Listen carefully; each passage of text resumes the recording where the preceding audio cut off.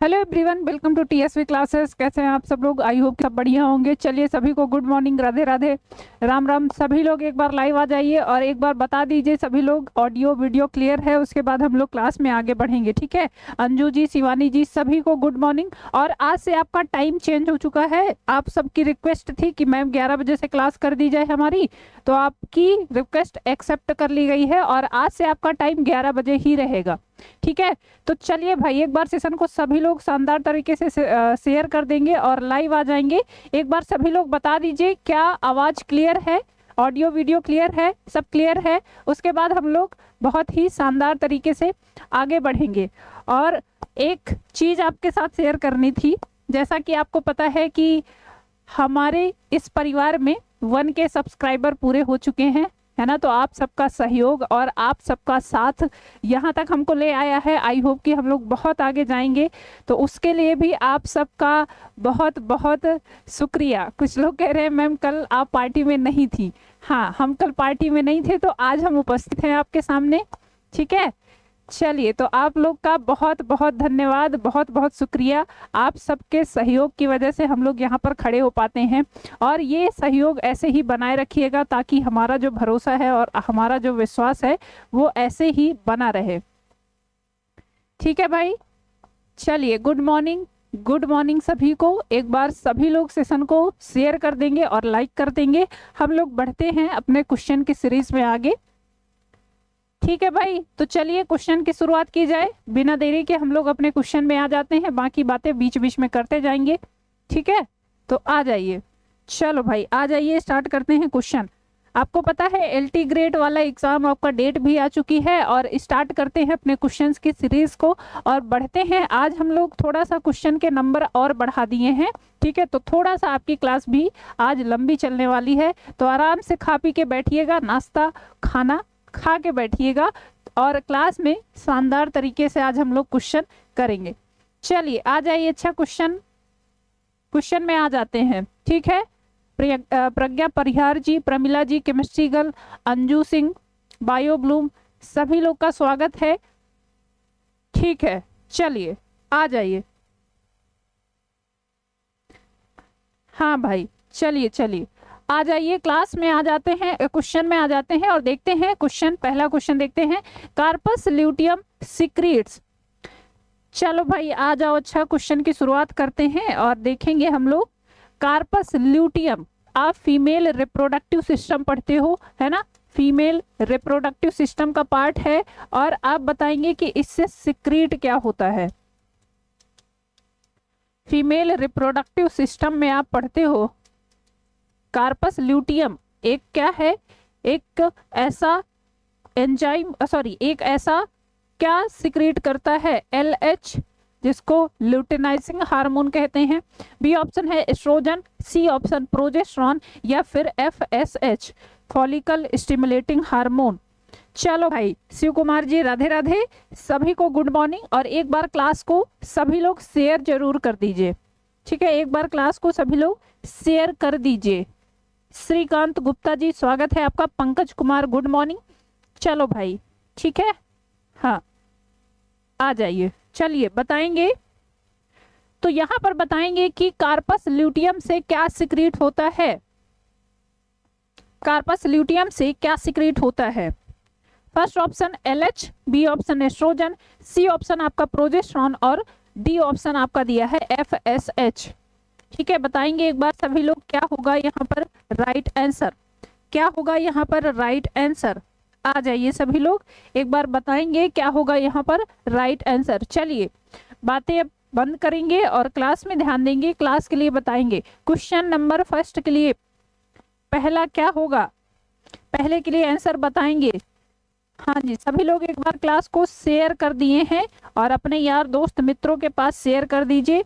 बाकी बताएंगे क्या होगा यहाँ पर पहला आंसर। LH नहीं होगा पंकज कुमार जी। ल्यूटिनाइजिंग हार्मोन कहाँ से होता है भाई? ल्यूटिनाइजिंग नहीं होता है।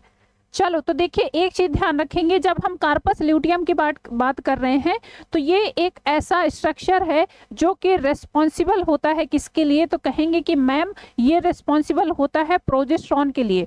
एक चीज ध्यान रखेंगे, यहाँ पर आपसे प्राइमरली पूछा गया है तो आप लगाओगे प्रोजेस्टेरॉन। वैसे तो इससे एस्ट्रोजन भी निकलता है ना, वैसे तो इससे एस्ट्रोजन भी निकलता है, लेकिन ज्यादा मात्रा में या ज्यादा कह सकते हैं तो ज्यादा यहाँ पर आपको देखने को मिलता है प्रोजेस्टेरॉन। तो कहेंगे कि मैम ऑप्शन सी हो जाएगा यहाँ पर एकदम सही उत्तर, है ना। ऑप्शन सी यहाँ आपका राइट आंसर हो जाएगा। प्रोजेस्टेरॉन निकलता है और ये रेस्पॉन्सिबल किसके लिए होता है, तो ये रेस्पॉन्सिबल होता है जो एंडोमेट्रियम वॉल है उसके लिए, ताकि वो तैयार करता है प्रेगनेंसी के लिए। अगर प्रेगनेंसी हो जाती है तो उसको तैयार करने का काम कौन करता है, यही प्रोजेस्टेरॉन हार्मोन करता है। तो ऑप्शन सी यहाँ पर लगाएंगे। ठीक है, कोई डाउट? हाँ बिल्कुल सी होगा, ऑप्शन सी। प्रमिला जी बिल्कुल बता रही हैं सही। चलिए, हाँ भाई, तो ऑप्शन सी यहाँ पर राइट आंसर हो जाएगा। मैम प्लीज जल्दी जल्दी कराइए ना बेटा, जल्दी ही करेंगे। आइए बढ़ते हैं नेक्स्ट क्वेश्चन में। अगला क्वेश्चन देखते हैं, DNA synthesis occurs in, DNA synthesis कहां पर देखने को मिलती है? First option G1 phase, B option है G2 फेज, सी ऑप्शन है M phase and D option है S फेज। चलो भाई आंसर करेंगे फटाफट से सारे लोग। दिया है डीएनए सिंथेसिस अकर्स इन, चलो बताएंगे सेल डिवीजन में डीएनए सिंथेसिस कहां देखने को मिलती है, सॉरी सेल साइकिल में डीएनए सिंथेसिस कहां पर देखने को मिलती है? First option G1 phase, growth 1 phase में, ग्रोथ 2 फेज में, M फेज में या फिर S फेज में। आंसर करेंगे सारे लोग।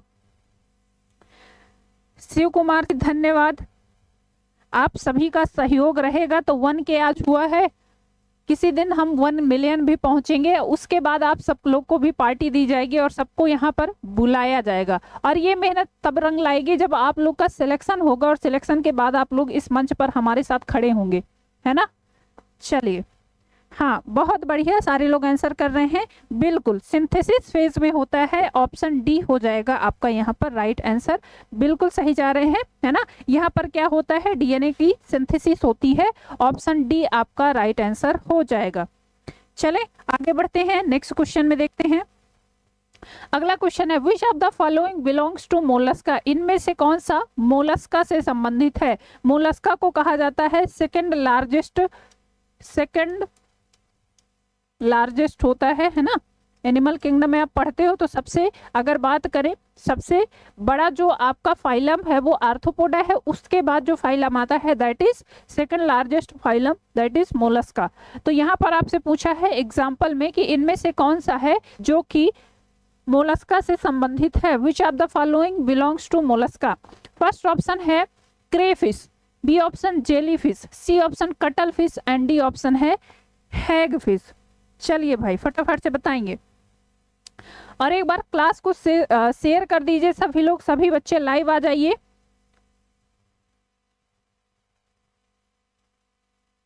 ठीक है, चलिए इनमें से कौन सा संबंधित है किससे? मोलस्का से। मोलस्का से कौन सा संबंधित है, फटाफट से आंसर करेंगे। कटल फिश, हाँ जी बिल्कुल, बहुत बढ़िया, सभी लोग बहुत सही जा रहे हैं। तो यहाँ पर बताएंगे क्या होगा राइट आंसर। हाँ, कटल फिश क्या है, इसको कहा जाता है सीपिया। क्लियर, क्या कहते हैं? तो मैम सीपिया कहते हैं, और ऑप्शन सी यहाँ पर राइट आंसर हो जाएगा। हैग फिश किसका है, तो ये कहेंगे ये कॉर्डेटा का मेंबर है ना, कॉर्डेटा का मेंबर है। कटल फिश के अलावा और जैसे बताइए, डेविल फिश इसमें आता है, डेविल फिश भी इसी में आता है ना। डेविल फिश क्या कहा जाता है इसको? डेविल फिश, ऑक्टोपस कहते हैं ना, ऑक्टोपस। ऑक्टोपस हो गया, उसके बाद आपका स्नेल्स हो गए, ये सब के सब मोलस्का में आते हैं। क्लियर है? जेलीफिश किसका मेंबर है, एक बार फटाफट से बता देंगे। जेलीफिश, चलिए आंसर करिए सभी लोग, एक बार बताइए जेलीफिश किसका मेंबर है? जेलीफिश के लिए बताएंगे। चलिए चलिए भाई जल्दी से आंसर करेंगे सारे लोग। प्रमिला जी, यादव नेहा, निकिता गुप्ता, बायो ब्लूम, शिवानी। चलिए भाई आ जाइए, ठीक है। हाँ बिल्कुल, जेलीफिश आता है सीलेंट्रेट्स में। बहुत सही। चले आगे बढ़े, आगे बढ़ते हैं, नेक्स्ट क्वेश्चन देखते हैं। तो थर्ड के लिए ऑप्शन सी हो जाएगा आपका राइट आंसर। ठीक है, आगे बढ़ते हैं नेक्स्ट क्वेश्चन में। Which structure is called tongue of cockroach? Cockroach की जीभ किसको कहा जाता है? फर्स्ट ऑप्शन है labium, B option labrum, C option hypopharynx and D option है मैंडिबल। चलिए भाई फटाफट से आंसर करेंगे, आगे आ जाइए सभी लोग, और एक बार सेशन को शेयर कर दीजिए सारे लोग। ठीक है, चलो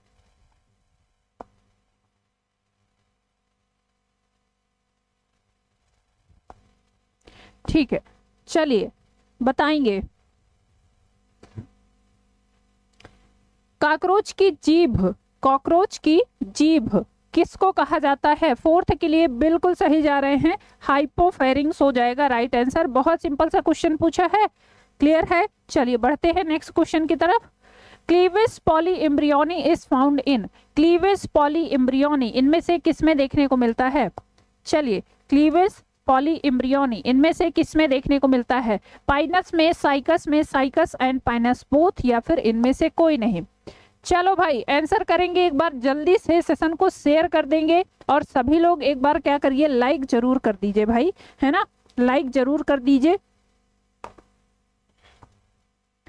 चलिए अगले क्वेश्चन में आ जाइए, 5 के लिए बताएंगे। Cleavage poly embryony is found in, cleavage poly embryony कहां पर देखने को मिलती है?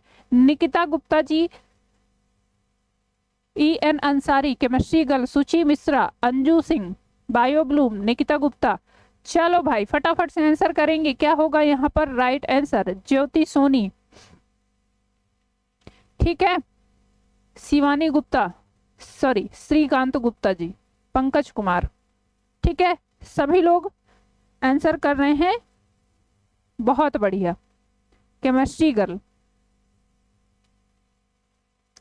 ठीक है, पूनम सिंह, एक बार सेशन को शेयर कर दीजिए भाई, सभी लोग शेयर कर दीजिए। पंकज कुमार जी धन्यवाद आपका, निकिता गुप्ता जी, यादव नेहा। ठीक है, चलिए बहुत बढ़िया, सारे लोग आंसर बता रहे हैं। आ जाइए, तो कहां पर देखने को मिलती है बोलेंगे? क्लीवेज पॉली एम्ब्रियोनी कहां पर देखने को मिलती है?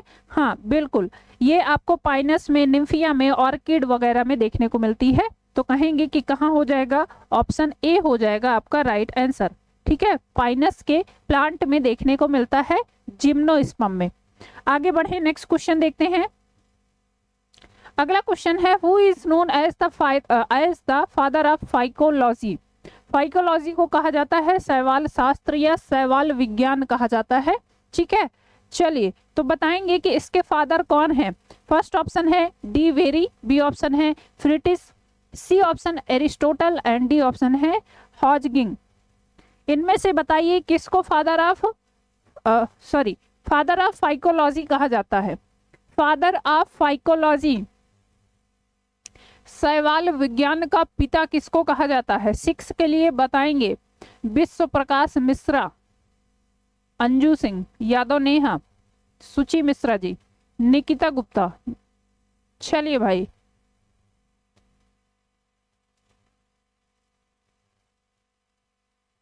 क्या बोल रहे हैं?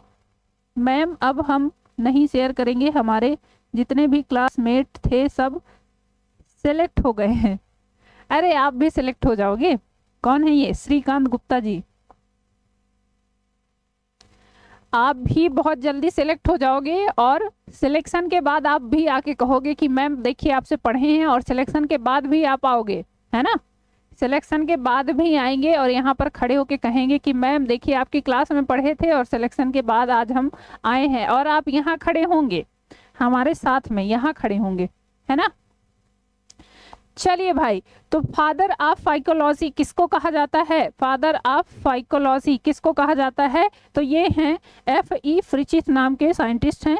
ऑप्शन आपका क्या हो जाएगा? बी हो जाएगा राइट आंसर। ठीक है, कुछ बच्चे ए बता रहे थे, ए नहीं होगा, ऑप्शन बी होगा आपका यहाँ पर राइट आंसर। हाँ चलिए, अरे बिल्कुल आशीर्वाद बना रहेगा और आप लोग का सहयोग बना रहेगा, तो ऐसे ही बायो हब जी, बिल्कुल आपका कमेंट दिख रहा है, हम पढ़ रहे हैं। ठीक है, चलिए अच्छा आ जाते हैं, नेक्स्ट क्वेश्चन देखते हैं। अगला क्वेश्चन है, yeast cells are important source of, yeast कोशिकाओं के लिए प्रमुख स्रोत है शुगर का, विटामिन सी का, राइबोफ्लेविन का, या फिर प्रोटीन्स का। चलो भाई आंसर करेंगे। सब बिहार में है, अरे बिहार में है, यूपी में है, कहीं पर भी है, सिलेक्शन लेना है आपको, है ना। अभी आपको पता है बिहार स्टेट का एग्जाम भी चल रहा है, पीजीटी वाले बच्चों का, है ना। चलिए पीजीटी पीजीटी हो गया, उसमें जैसे जूलॉजी बॉटनी आपका अलग अलग पूछता है ना, तो नौकरी कहीं पर भी लगे, नौकरी लगनी चाहिए। हमारा उद्देश्य फिलहाल यही है कि हमको एक नौकरी चाहिए, है ना। सब लोग मेहनत कर रहे हैं। चलिए अच्छा, yeast cells are important source of, yeast कोशिकाएं किसका इंपॉर्टेंट सोर्स हैं, एक बार आंसर करिए। चलिए एक बार सभी लोग आंसर करेंगे। शर्करा का, सुगर्स का, बी ऑप्शन है आपका, विटामिन सी का, सी ऑप्शन है राइबोफ्लेविन का, या फिर प्रोटीन्स का। किसका सोर्स होता है बताएंगे, एक बार सभी लोग आंसर करेंगे।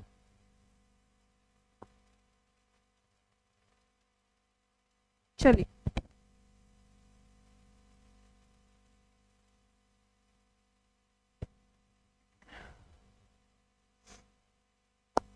चलिए भाई आंसर करिए भाई, कहाँ गए सारे लोग, आंसर करिए।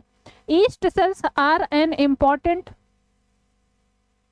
सोर्स ऑफ, किसका इंपॉर्टेंट सोर्स है, तो कहेंगे कि मैम ये राइबोफ्लेविन को सिक्रीट करते हैं, है ना। राइबोफ्लेविन का अच्छा सोर्स होते हैं। राइबोफ्लेविन को क्या कहा जाता है, तो इसको कहते हैं विटामिन B2 कहा जाता है ना, विटामिन B2। ठीक है भाई, चैट क्यों नहीं आ रही है, अच्छा आप लोग की चैट नहीं आ रही है, ठीक है, हाँ अब ठीक है। चलिए वैकेंसी कब आएगी स्टेट के बाद, देखिए वो तो हम नहीं बता सकते हैं, वो तो खुद गवर्नमेंट को भी नहीं पता है कि वैकेंसी कब देगी, है ना। लेकिन आप अपनी तैयारी रखिए, जब भी आपका क्या है, जब भी आपका आएगा, चाहे जो भी वैकेंसी आए, चाहे यूपी में आए, चाहे बिहार में आए, ठीक है, जब भी आपका एग्जाम आएगा, आपकी तैयारी इतनी अच्छी होनी चाहिए कि बस सारे के सारे एग्जाम आपके क्लियर होने चाहिए। हाँ भाई अभी कमेंट आ रहे हैं, अभी कमेंट आ रहे हैं, आप लोग एक बार रिफ्रेश कर लिया करिए, कई बार होता है ना नेट की स्पीड से हो जाता है। ठीक है ठीक है, हाँ अभी सही है, अभी सब सही है। चलिए तो यहाँ पर ऑप्शन सी हो जाएगा राइट आंसर, ऑप्शन सी हो जाएगा राइट आंसर।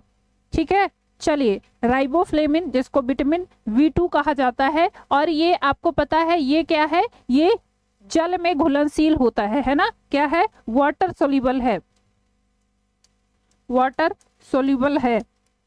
वाटर के लिए एक होता है, एक ट्रिक आप लोग याद कर लीजिए, WBC। वाटर में क्या है, 2 विटामिन सोल्यूबल होते हैं, एक है आपका विटामिन बी और दूसरा है विटामिन सी। WBC से याद कर सकते हैं, बाकी जितना भी है ADE वो आपका किस में घुलनशील होता है, तो कहेंगे कि मैम वो वसा में घुलनशील होता है ना।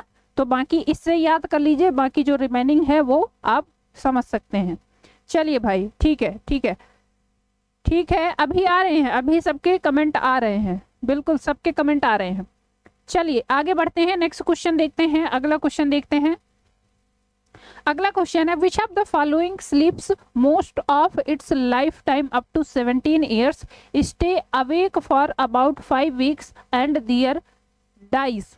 इनमें से कौन सा अपनी जीविता अवधि में ज्यादातर 17 वर्ष तक सोता है, 5 सप्ताह तक जागृतावस्था में रहकर फिर मर जाता है। चलो भाई, ये एक ऐसा जीव है जो कि अपनी ज्यादातर लाइफ में सोता ही रहता है ना। अपनी ज्यादातर लाइफ में क्या होता है, सोता रहता है, और जब जगता है तो कुछ हफ्ते के लिए जगता है, उसके बाद बेचारे की डेथ हो जाती है ना। तो एक चीज होती है कि सोते सोते मर गए, तो इसका वही हाल है। चलिए भाई, फर्स्ट ऑप्शन आपका दिया है aphid, B option dragonfly, C option cicada, and D option है ग्रासोपर। चलो फटाफट से आंसर करेंगे सभी लोग। अथर्व जी गुड मॉर्निंग, स्वागत है आपका। चलिए भाई, सिकाडा, हाँ बिल्कुल सही बता रहे हैं सारे लोग। सिकाडा जो कि एक क्या है, एक कीट है, और ये ज्यादातर अपनी लाइफ में क्या होता है, सोता रहता है, ज्यादातर सोता रहता है, और जब जगता है तो हाँ कुंभकर्ण, जैसे शिव कुमार जी कह रहे हैं कुंभकर्ण, कुंभकर्ण भैया वो सोता ही रहता था, वो एक दिन के लिए जगता था, खाना खाता था, फिर सो जाता था। और आप देखते हो ना, रामायण वाले पार्ट में दिखाया जाता है कि उसको खाने की सुगंध से जगाया जा सकता था। जब खाने की सुगंध उसके मुंह में जाती थी, वो 6 महीने में एक बार जगता था, खाना खाता था, फिर सो जाता था। तो खैर इसका तो सप्ताह, इसका तब भी ज्यादा है ना शिव कुमार जी, ये कह सकते हैं कि ये कुंभकर्ण से तो ऊपर वाली प्रजाति का है।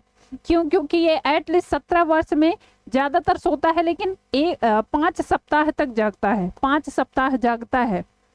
चलो कुछ लोग कह रहे हैं मेरी तरह आप भी सोते रहते हो।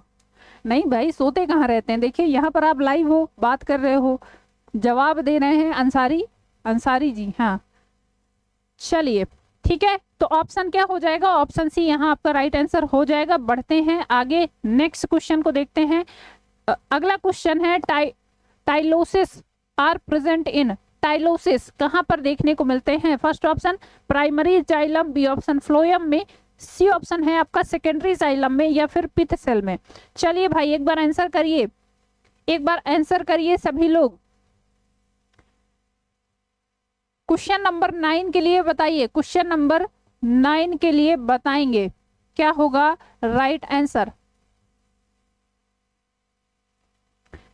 टाइलोसिस कहां पर देखने को मिलते हैं? टाइलोसिस 9 हाँ बहुत बढ़िया, सभी लोग आंसर करिए एक बार। अमृता पांडे जी, सुचि मिश्रा, अंजू कुमार, पंकज कुमार, श्री शुक्ला, बायो ब्लूम, बहुत बढ़िया। केमिस्ट्री गर्ल श्रीकांत गुप्ता, शिवानी जी, चलिए अनूप जी, अंजू जी, यादव, नेहा। रिवीजन नहीं है, किस चीज का रिवीजन नहीं है भाई? अरे कोई बात नहीं, आप लोग आंसर किया करिए, आंसर आप लोग किया करिए। गलत भी हो जाएगा तो क्या हो जाएगा मैम, यहाँ तो हम सीख ही रहे हैं, है ना, यहाँ तो हम सीख ही रहे हैं, कोई दिक्कत नहीं है भाई। यादव नेहा जी, रिवीजन नहीं है, कोई दिक्कत नहीं है, हम सीख रहे हैं। और यहाँ पर गलत कर लीजिए, कोई दिक्कत नहीं है। आप बाहर जब सॉरी एग्जाम देने जब जाइए तो वहां पर गलत नहीं होना चाहिए, आप यहाँ पर गलत कर लो, कोई दिक्कत नहीं है, ठीक है भाई। और आंसर सभी लोग किया करिए, ज्यादा से ज्यादा आप लोग कोशिश करिए कि सारे क्वेश्चन का आंसर दिया करिए, उससे एक तो आपका कॉन्फिडेंस बढ़ेगा, और दूसरी चीज होगी कि यहाँ पर गलत हो जाएगा तो वो चीज आपको याद रह जाएगी कि अच्छा ये क्वेश्चन, जैसे ही मान लीजिए यहाँ पर आपने गलत भी कर दिया, तो जब आप एग्जाम में ये क्वेश्चन देखोगे ना तो तुरंत आपको याद आएगा कि अरे मैम ये क्वेश्चन करवाई थी, मेरा ये क्वेश्चन गलत भी हुआ था, तो अब हम आपको बता देंगे यहाँ पर कि ये आंसर है, तो वो आप समझ जाओगे कि अब ये क्वेश्चन गलत नहीं होगा, है ना, सही बोल रहे हैं ना? हाँ चलो भाई सभी लोग आंसर जरूर किया करिए। यहाँ पर क्या हो जाएगा right answer? Tyloses are present in, तो टाइलोसिस कहाँ पर देखने को मिलते हैं बताएंगे कि ये बहुत सारा क्या होता है, जाइलम वाहिकाओं में आउट ग्रोथ होती है, और वो भी कौन से जाइलम में, तो कहेंगे कि ये होता है सेकेंडरी जाइलम में, सेकेंडरी जाइलम में ये आउट ग्रोथ होती है, ठीक है, गुब्बारे जैसी संरचना होती है। और ये कहाँ पर देखने को मिलता है, तो कहेंगे कि मैम ये जाइलम में देखने को मिलता है। हाँ बहुत बढ़िया, option C is the right answer. बढ़ते हैं नेक्स्ट क्वेश्चन में। अगला क्वेश्चन है chromosomes map for the time was prepared by, chromosomes के मानचित्र को किसने पहली बार तैयार किया था? फर्स्ट ऑप्शन है ब्रिजेस ने, बी ऑप्शन वॉटसन ने, सी ऑप्शन मॉर्गन ने, एंड डी ऑप्शन है होली ने।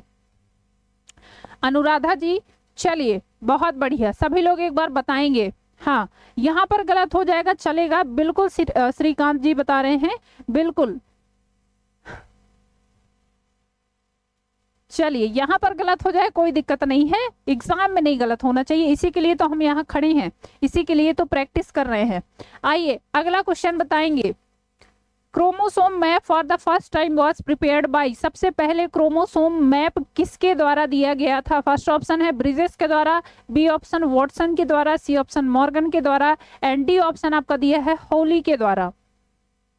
हाँ भाई चलो भाई फटाफट से बताएंगे क्या होगा यहाँ पर राइट आंसर, ठीक है, क्या होगा यहाँ पर राइट आंसर?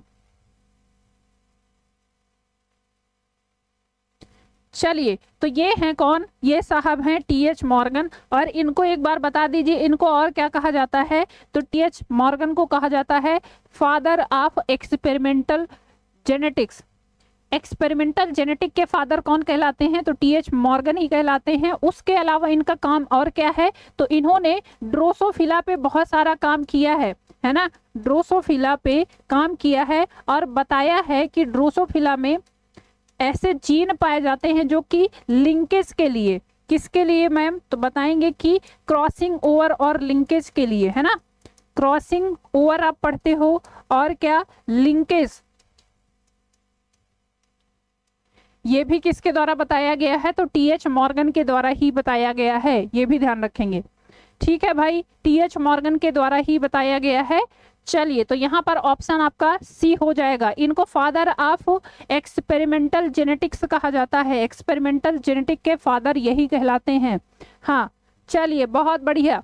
ऑप्शन क्या हो जाएगा, तो ऑप्शन सी यहाँ आपका एकदम राइट आंसर हो जाएगा।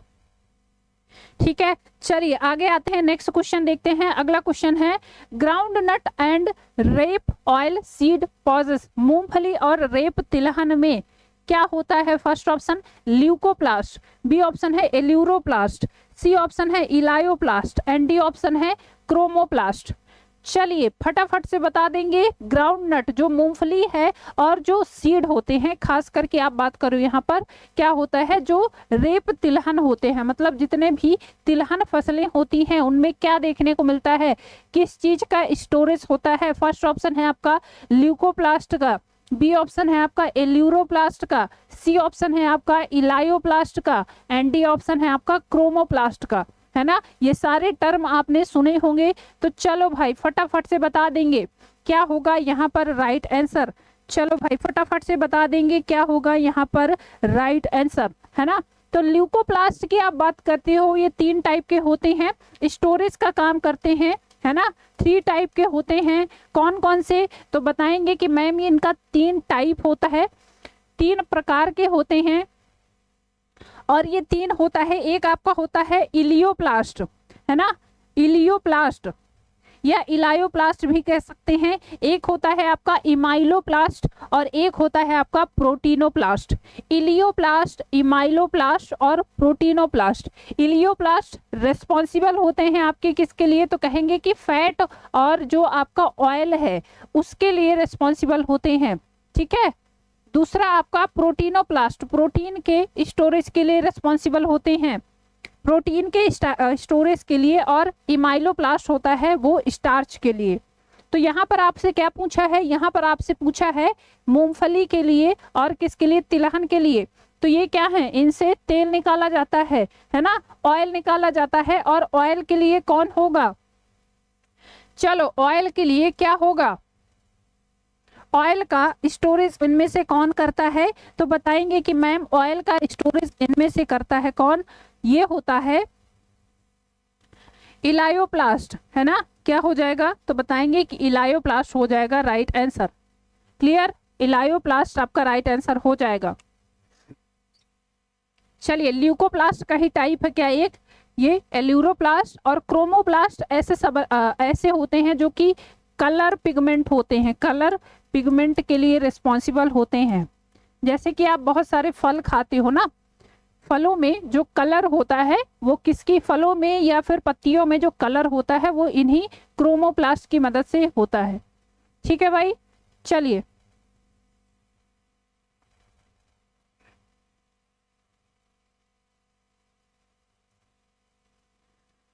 चलिए आगे बढ़े, नेक्स्ट क्वेश्चन देखते हैं। अगला क्वेश्चन है the foot of birds has, पक्षी के पाद में होते हैं। फर्स्ट ऑप्शन 3 टोस, 3 उंगलियां होती हैं। बी ऑप्शन है 5 टोस, सी ऑप्शन है 4 टोस एंड 1 टोस। चलो पक्षियों की उंगलियां देखा है कभी, कितनी उंगलियों कितना होता है उनमें। चलिए भाई एक बार फटाफट से आंसर करेंगे और आपस में बात नहीं करेंगे। चलो मिर्ची खा लिए, है ना, मिर्ची खा लिए। चलो हाँ, मिर्ची का भी कलर किसकी वजह से होता है, क्रोमोप्लास्ट की वजह से होता है, समझ गए। चलो मिर्ची खाइए, आप अमरूद खाइए, आप सेव खाइए, अनार खाइए, कुछ भी खाइए, फिलहाल क्वेश्चन का आंसर करिए। आ जाइए क्वेश्चन पे, कितने टोस होते हैं पक्षियों की, पैर में कितने टोज होते हैं? टोज मतलब कि जैसे हमारे में ये 5 हैं, है ना, हमारे में 5 उंगलियां हैं, तो पक्षियों में कैसे होता है? 12th के लिए बता रहे हैं ऑप्शन सी। चलिए ऑप्शन सी बता रहे हैं, बताइए फटाफट से, सभी लोग आंसर करिए। रोशन जी, करुणा शर्मा जी, और जितने बच्चे नए हैं एक बार चैनल को सब्सक्राइब जरूर कर लीजिएगा, है ना, एक बार चैनल को सब्सक्राइब जरूर कर लीजिएगा आप लोग। चलिए कितने टोज होते हैं? हाँ चलो भाई फटाफट से बताएंगे क्या होगा यहाँ पर राइट आंसर। तो बिल्कुल सही जा रहे हैं, इनमें होता है 4 पंजे वाली उंगली होती हैं, जैसे हमारे में 5 हैं तो उनमें 4 होता है, पक्षियों में ध्यान रखेंगे। ऑप्शन आपका सी हो जाएगा, 4 उंगलियां होती हैं, है ना, 4 हो जाएगा आपका राइट आंसर। ठीक है, चलिए आगे आ जाते हैं नेक्स्ट क्वेश्चन में। अगला क्वेश्चन देखते हैं, अगला क्वेश्चन आ जाइए। चलो भाई अगले क्वेश्चन में आ जाते हैं। नेक्स्ट क्वेश्चन है Aristotle lantern is found in. Aristotle lantern पाए जाते हैं किसमें? फर्स्ट ऑप्शन आपका जेली फिश में, बी ऑप्शन है सी लिली में, सी ऑप्शन सी एनिमोन में, या फिर सी अर्चिन में। चलो भाई फटाफट से बताएंगे क्वेश्चन नंबर 11 के लिए, क्वेश्चन नंबर 11 के लिए बताएंगे क्या होगा राइट आंसर। क्वेश्चन नंबर 11 के लिए बताएंगे राइट आंसर। सॉरी 11 नहीं 13, हाँ 13 के लिए किसमें अरिस्टोटल लेटर्न पाया जाता है? बढ़िया, बहुत बढ़िया, सभी लोग बता रहे हैं, बहुत सही जा रहे हैं सभी लोग। हाँ ऑप्शन क्या हो जाएगा? तो यहाँ पर बताएंगे ये इकाइनोडर्म्स के किस में पाया जाता है? मैम बताएंगे कि सी अर्चिन में पाया जाता है। बहुत सही, ऑप्शन आपका डी हो जाएगा एकदम राइट आंसर, सी अर्चिन में पाया जाता है। हाँ बहुत सही, बढ़िया, बहुत बढ़िया भाई, सभी लोग बहुत शानदार तरीके से आंसर दे रहे हैं। ऑप्शन डी आपका यहाँ पर राइट आंसर हो जाएगा। चलिए बढ़ते हैं नेक्स्ट क्वेश्चन में। Formula of vertebral column in humans is. Humans में वर्टिब्रल कॉलम का फॉर्मूला क्या होता है? फर्स्ट ऑप्शन दिया है C6 T13 L6 S4 and D15।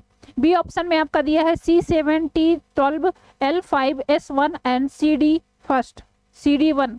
D option आपका दिया है C7 T13 L7 S4 and CD15 and last option C7 T13 L7 S4 and CD16।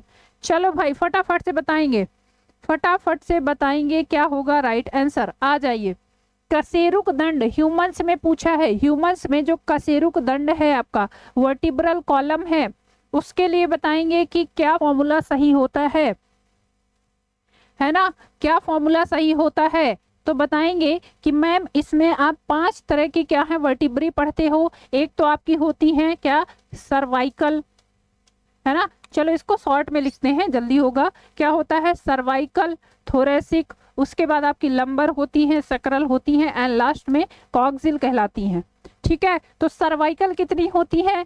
Cervical को आप कहते हो जो आपके यहाँ पर पाई जाती है सबसे ऊपर, है ना, कितनी होती हैं बताएंगे। बहुत बढ़िया, सभी लोग बता रहे हैं 7।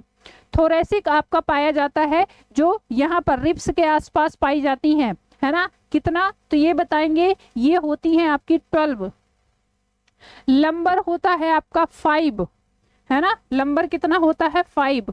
सेक्रल कितना होता है भाई? सेक्रल, सेक्रल आपका ह्यूमंस में अगर बात करें तो 1 होता है।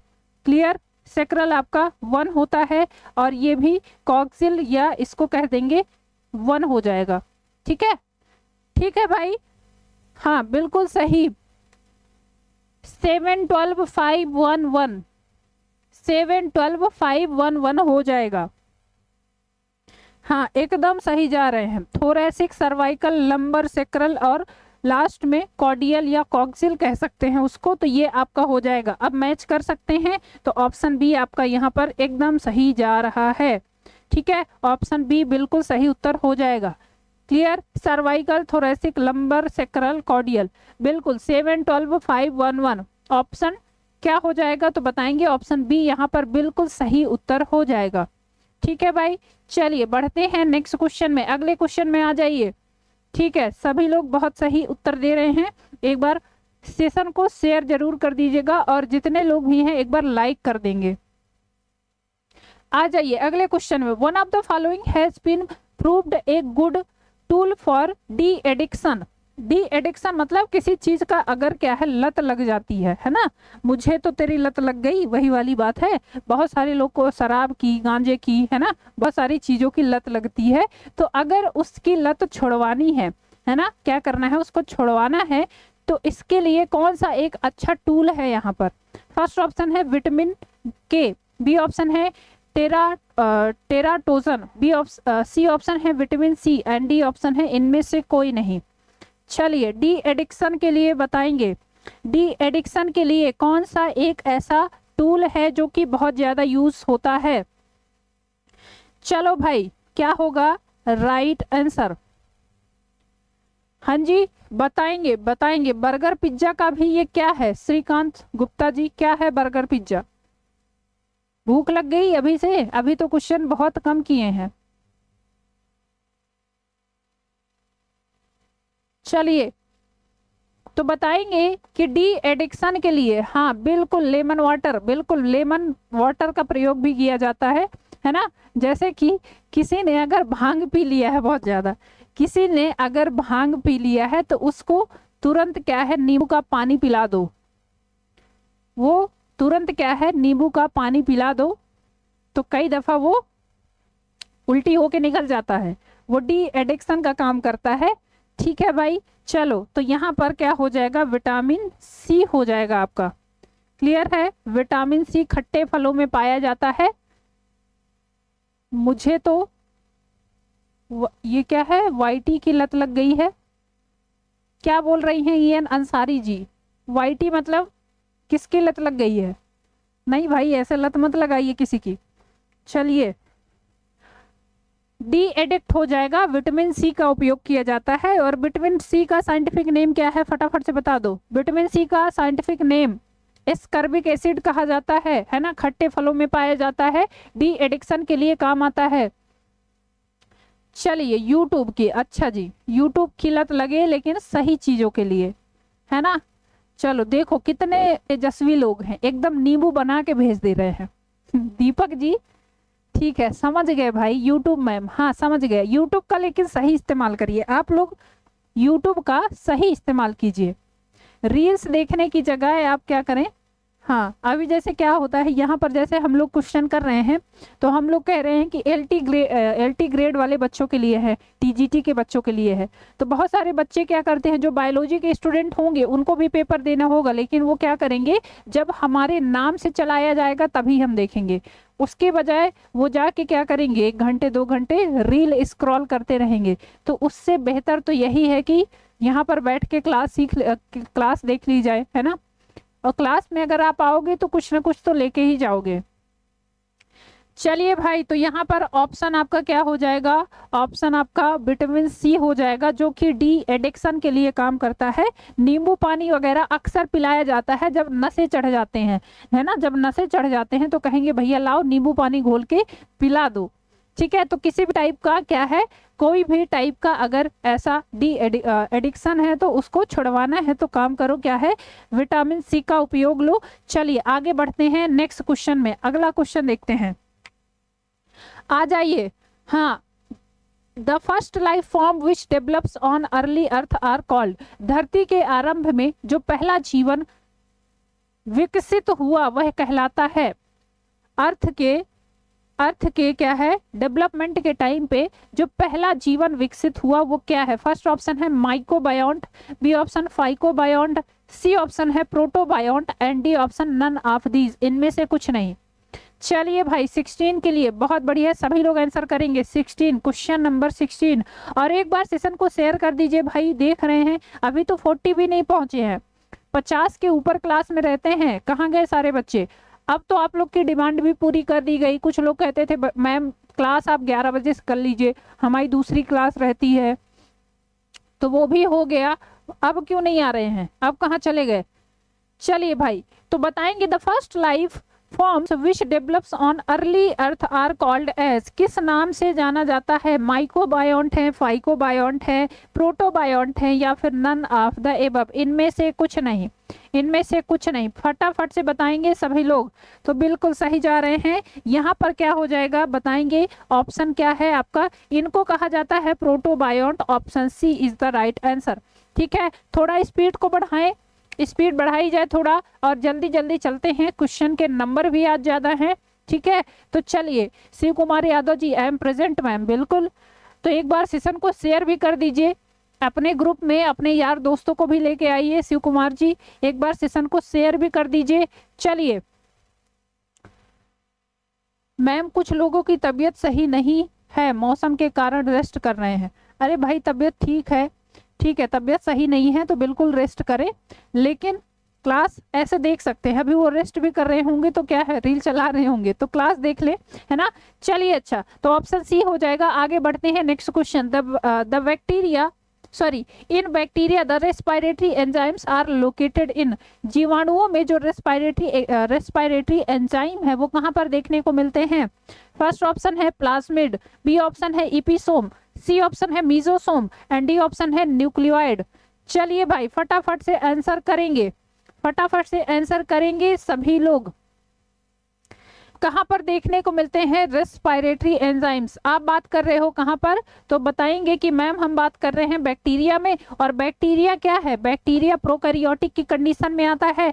आप रेस्पिरेशन पढ़ते हो, रेस्पिरेशन होता है जनरली कहां पर, तो बताएंगे कि माइटोकॉन्ड्रिया में होता है। अब चूंकि बैक्टीरिया क्या है, बैक्टीरिया तो आपके, बैक्टीरिया किस में आते हैं, तो बैक्टीरिया आते हैं प्रोकैरियोट्स में, और प्रोकैरियोट्स में तो माइटोकॉन्ड्रिया होता नहीं है। तो इनके समरूप क्या पाया जाता है, तो बताएंगे कि मैम इनके समरूप इनमें एक स्ट्रक्चर पाया जाता है जिसको मीजोसोम कहा जाता है, और यहीं पर आपका जो एंजाइम्स जो रेस्पिरेटरी एंजाइम्स है वो पाए जाते हैं। हाँ बिल्कुल बढ़िया, ऑप्शन सी हो जाएगा यहाँ पर राइट आंसर। ठीक है, आगे बढ़ते हैं, नेक्स्ट क्वेश्चन को देखते हैं। अगला क्वेश्चन आ जाइए, नेक्स्ट क्वेश्चन है which is absent in archaebacteria, archaebacteria में क्या एब्सेंट होता है। फर्स्ट ऑप्शन है polysaccharides, B option peptidoglycan, C option है लिपिड्स एंड डी ऑप्शन है proteins. Which is absent, absent पूछा है बेटा, ध्यान रखेंगे। चलिए एब्सेंट कौन सा होता है, आ जाइए क्वेश्चन आंसर करिए भाई सभी लोग, एक बार फटाफट से बताएंगे। क्वेश्चन नंबर 18 के लिए आ जाइए भाई सभी लोग, आंसर करिए फटाफट से। क्या होगा यहाँ पर right answer, which is absent in archaebacteria, archaebacteria में कौन सा एक स्ट्रक्चर है या कौन से ऐसे सबस्टेंस हैं जो कि एब्सेंट होते हैं। पॉलीसेकेराइड्स, पेप्टिडोग्लाइकन, लिपिड्स या फिर प्रोटीन। हाँ भाई चलो बहुत बढ़िया,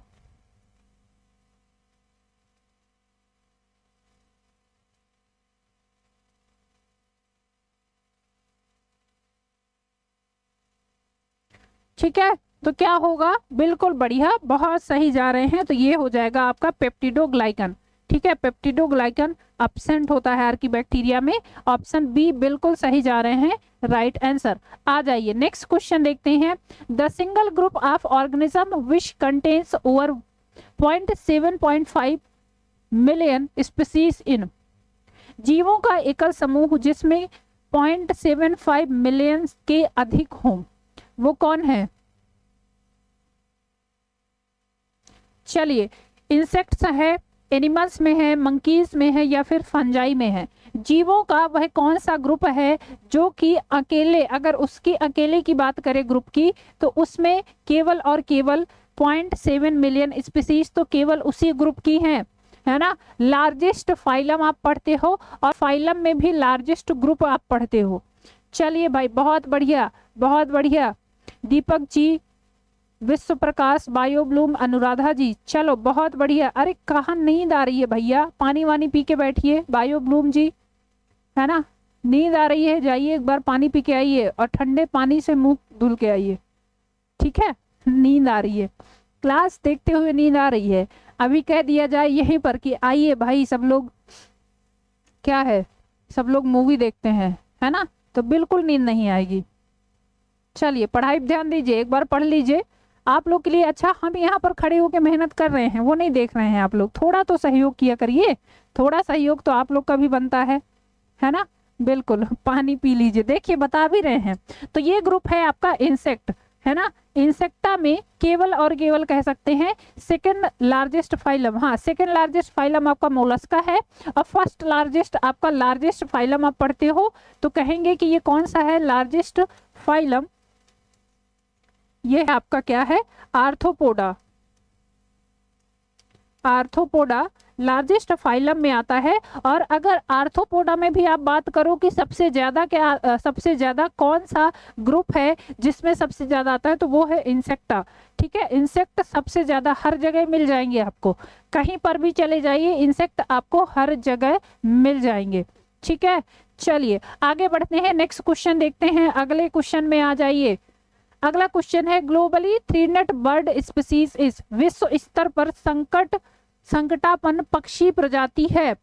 पूरे विश्व में बहुत सारी ऐसी प्रजातियां हैं जो संकट के आसपास है, मतलब कि वो क्या है, वो संकट में है कि कब इनका विलोपन हो जाए, है ना, कब विलुप्त हो जाए। तो उनमें से ये कौन सी है, पीकॉक है, ग्रेट इंडियन बस्टर्ड है, जंगल क्रो है, या फिर पेट्रिग है जिसको तीतर कहा जाता है।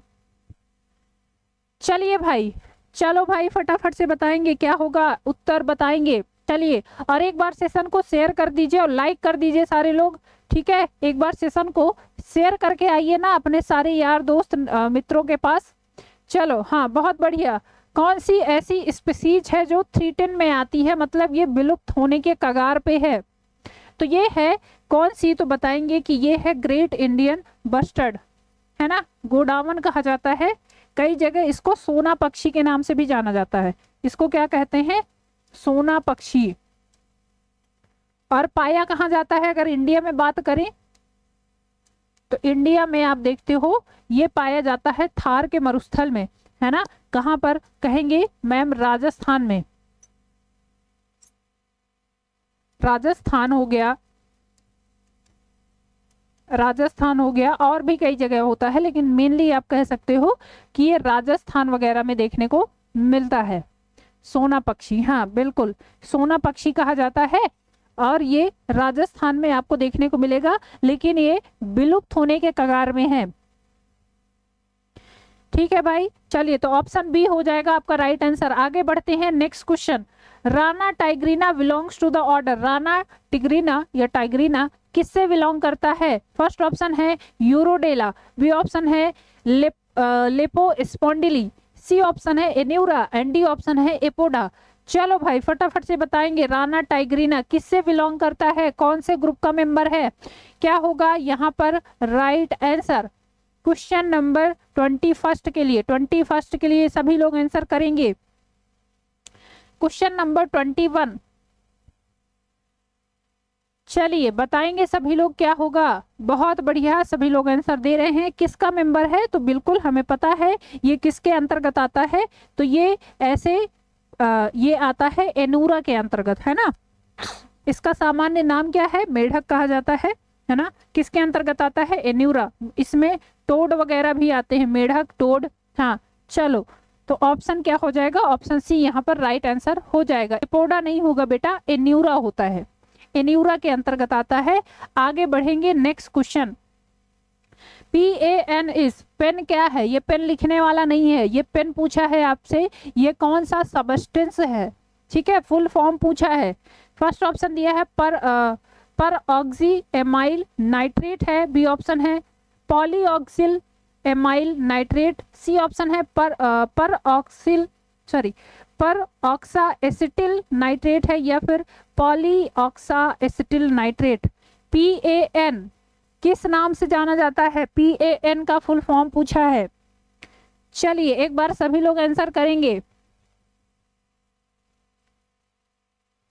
ठीक है, PAN इसको किस नाम से जाना जाता है। चलिए फुल फॉर्म बताना है ना, फुल फॉर्म बताना है। इसी को APN भी कहा जाता है, APN भी कहा जाता है, APN या PAN दोनों। ठीक है, चलो बताओ क्या है इसका फुल फॉर्म। तो बिल्कुल सही जा रहे हैं, ये है पेरो एसिटिल नाइट्रेट, सॉरी पर ऑक्सी इसको कहते हैं पर ऑक्सी एसिटिल नाइट्रेट। ठीक है, peroxyacetyl nitrate, option C बिल्कुल सही जा रहे हैं। और इसी को APN भी कहा जाता है, एसिटिल पर ऑक्सी नाइट्रेट कह लीजिए या पर ऑक्सी एसिटिल नाइट्रेट कह लीजिए, है ना, इसको कह लीजिए एसिटिल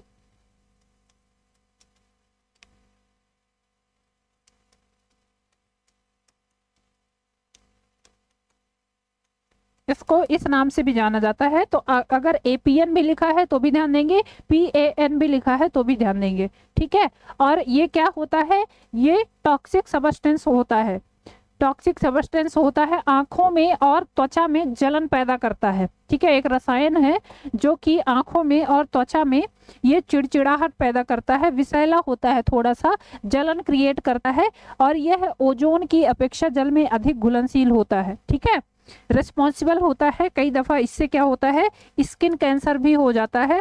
ठीक है, स्किन कैंसर, ये ध्यान रखेंगे, स्किन कैंसर के लिए भी ये रिस्पॉन्सिबल होता है। ठीक है भाई, चलें आगे बढ़ते हैं। हाँ चलिए आगे बढ़ते हैं, नेक्स्ट क्वेश्चन देखते हैं। अगला क्वेश्चन है, veliger larva is found in, veliger larva पाया जाता है, फर्स्ट ऑप्शन प्लेटी हेलमिंथीज में, बी ऑप्शन आर्थ्रोपोडा में, सी ऑप्शन मोलस्का में, या फिर इकाइनोडर्मेटा में, किस में पाया जाता है? गुड आफ्टरनून अंशिका जी। चलिए अंजू सिंह, कितना फास्ट करें भाई, फास्ट ही तो चल रहे हैं। चलो तो आंसर करिए ना आप लोग, जल्दी जल्दी तो बढ़े हम लोग क्वेश्चन में आगे, जितना जल्दी आंसर करेंगे उतना जल्दी बढ़ेंगे, बाकी लोग को भी तो देखना है। चलो भाई फटाफट से बताएंगे, veliger larva is found in, veliger larva किस में देखने को मिलता है? फर्स्ट ऑप्शन है प्लेटीहेलमिंथीज, बी ऑप्शन है आपका आर्थ्रोपोडा, सी ऑप्शन मोलस्का, या फिर इकाइनोडर्मेटा। चलिए फटाफट से बताएंगे। चलो वेलिचिर और ग्लाचोडियम दो लार्वा पाया जाता है, किसमें? मोलस्कंस में, बिल्कुल ऑप्शन सी हो जाएगा राइट आंसर। नेक्स्ट क्वेश्चन देखते हैं, how many true breeding varieties of peas plant were selected by Mendel, Mendel के द्वारा मटर के, अच्छा पी प्लांट है, ये पी प्लांट है। ठीक है एक मिनट, ये क्या है? P plant. ठीक, मेंडल के द्वारा पी प्लांट की कितनी वैरायटी सिलेक्ट की गई थी? मेंडल के द्वारा मटर के पौधे की कितनी प्रजनन किस्मों का चयन किया गया था? 7, 4, 14 या फिर 8? चलिए आंसर करेंगे फटाफट से। क्वेश्चन नंबर 24, कितनी प्रजातियों का सिलेक्शन किया गया था? यह मेंडल के द्वारा, आप पढ़ते हो ना आनुवंशिकी में, जेनेटिक्स में मेंडल ने किसका प्रयोग किया था? तो बताया, वो प्रयोग किया था मेंडल ने पी पौधे का, मटर के दाने, मटर के पौधे का। और वो भी कौन सा मटर? एक होता है आपका गार्डन पी और एक होता है क्या? तो एक होता है जंगल वाला। तो इन्होंने गार्डन पी का प्रयोग किया था और उसके 7 क्या है, 7 कंट्रास्टिंग कैरेक्टर के ऊपर प्रयोग किया था। तो यहाँ पर आप बता सकते हो 7 में जैसे कि क्या होगा, मटर का दाना कैसा है ना, फली का कलर कैसा है, फली का शेप कैसा है, फ्लावर कलर, ये सब इन्होंने लिया था। हाँ 24 के लिए ऑप्शन ए। चलिए आगे बढ़ते हैं, dental formula of adult human is, dental formula adult human beings में बताएंगे कितना होता है, कितना होता है? चलो आगे आ जाओ। अभी आप लोग बोल रहे थे कि मैम जल्दी क्वेश्चन करवाइए, और जल्दी जल्दी करवाते हैं तो आंसर भी नहीं देते हैं। चलिए क्वेश्चन नंबर 25 के लिए क्या होगा डेंटल फॉर्मूला ऑफ, ये तो बहुत सिंपल से क्वेश्चन है, कितना होता है? 21, 23/21, 23 होता है ना, ये होता है। कौन से ऑप्शन में है? ऑप्शन फर्स्ट हो जाएगा, ऑप्शन फर्स्ट, बिल्कुल ऑप्शन फर्स्ट हो जाएगा। इसमें आप 4 टाइप के टीथ पढ़ते हो, है ना। ह्यूमन टीथ की अगर बात करते हैं तो कैसे होते हैं? थीकोडोंट, हेट्रोडोंट और डाइफोडोंट होते हैं। थीकोडोंट मतलब थीका, जिसको आप ये कहते हो आपके जबड़ों से लगा हुआ होता है। उसके अलावा हेट्रोडोंट, जो ये 4 प्रकार के टीथ होते हैं वो होते हैं। और जो डाइफोडोंट होते हैं, मतलब लाइफ में 2 बार ही निकलते हैं, एक बार आपके दूध के दांत निकलते हैं और एक होते हैं आपके दही के दांत, है ना, या परमानेंट टीथ कह लीजिए। चलिए इनमें होते कौन कौन से हैं तो ये बताएंगे कि ये होते हैं इंसाइजर, ये कैनाइन, ये होते हैं प्री मोलर और ये होते हैं मोलर, है ना। और मोलर में जो थर्ड मोलर टीथ होता है, थर्ड मोलर टीथ, वो क्या कहलाता है, तो वो कहलाता है बुद्धि का दांत, है ना, बुद्धि का दांत कहलाता है। और ये सब में नहीं पाया जाता है। क्या होता है, कई दफा ऐसे होता है कि जैसे आप बात करते हो तो सभी में, जैसे हम पढ़ते तो हैं तो वैसे तो पढ़ते हैं कि 32 होते हैं, लेकिन केवल 1% जनता ऐसी होती है जिसका ये पूरा का पूरा 32 दांत होता है। और ऐसा माना जाता है कि जिसका 32 दांत है उसकी जो वाणी होती है, उसकी वाणी में स्वयं सरस्वती मैया विराजमान हो जाती है ना। तो वो जो भी बोलता है वो सही हो जाता है। तो अब आप लोग देखिएगा कि हाँ बिल्कुल अकल दाढ़ कहा जाता है इसको। तो अब आप लोग देखिएगा और काउंट करिएगा कि किसके किसके 32 दांत हैं, उसके बाद बताइएगा, है ना। बुद्धिमान प्राणी यहाँ पर कौन कौन से हैं जिनके 32 दांत पूरे हैं। ठीक है भाई, चलिए आ जाइए आगे बढ़ते हैं, नेक्स्ट क्वेश्चन को देखते हैं। ये हो गया डेंटल फॉर्मूला ह्यूमंस में कितना होता है, तो बताएंगे 21 23 अपॉन 21 23, 21 23 अपॉन 21 23। हाँ वो अकलमंद होता है मैम, हाँ वो अकलमंद होता है ऐसा कहा जाता है कहावतों में। अब वो तो डिपेंड करता है कि अकल का दांत से वैसे कोई लेना देना होता नहीं है, वो तो आपके सोच और समझ पे निर्भर करता है ना।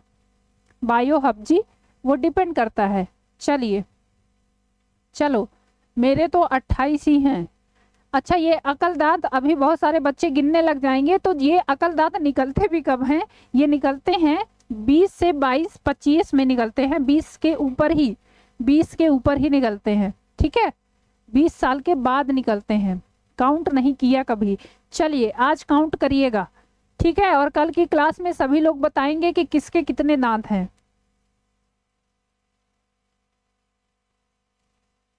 चलिए आगे बढ़ते हैं, next question. Which among the following is not an example of prokaryotic cell, इनमें से कौन सा एक प्रोकैरियोटिक कोशिका का उदाहरण नहीं है। चलो अच्छा, बाद में दांत गिनना, फिलहाल आ जाइए क्लास में। आइए बताएंगे, बैक्टीरिया, क्लोरेला, माइकोप्लाज्मा या फिर नॉस्टॉक। चलो भाई आंसर करेंगे फटाफट से, आ जाइए। क्या होगा यहाँ पर राइट आंसर, इनमें से कौन सा एक प्रोकैरियोटिक के अंतर्गत नहीं आता है।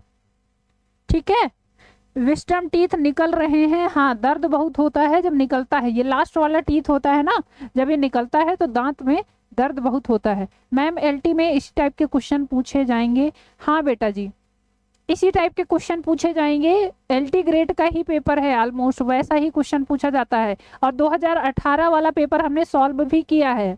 2018 में जो आपका एलटी ग्रेड का एग्जाम हुआ था, वो क्वेश्चन पेपर भी हमने सॉल्व किया है। आप जाइएगा, प्लेलिस्ट में पड़ा है, वो देख लीजिएगा। क्वेश्चन का स्तर ऐसा ही होता है लगभग। ठीक है, चलिए अच्छा बताएंगे, which among the following is not an example of prokaryotic cell, bacteria, Chlorella, Mycoplasma या फिर नॉस्टॉक। चलिए क्या होगा यहाँ पर राइट आंसर, तो प्रोकैरियोट्स में आप पढ़ते हो, इसमें आपका आ जाता है बीजीए आता है इसमें, है ना। इसमें क्या है, तो इसमें ध्यान रखेंगे, इसमें आपकी बैक्टीरिया आ जाती हैं,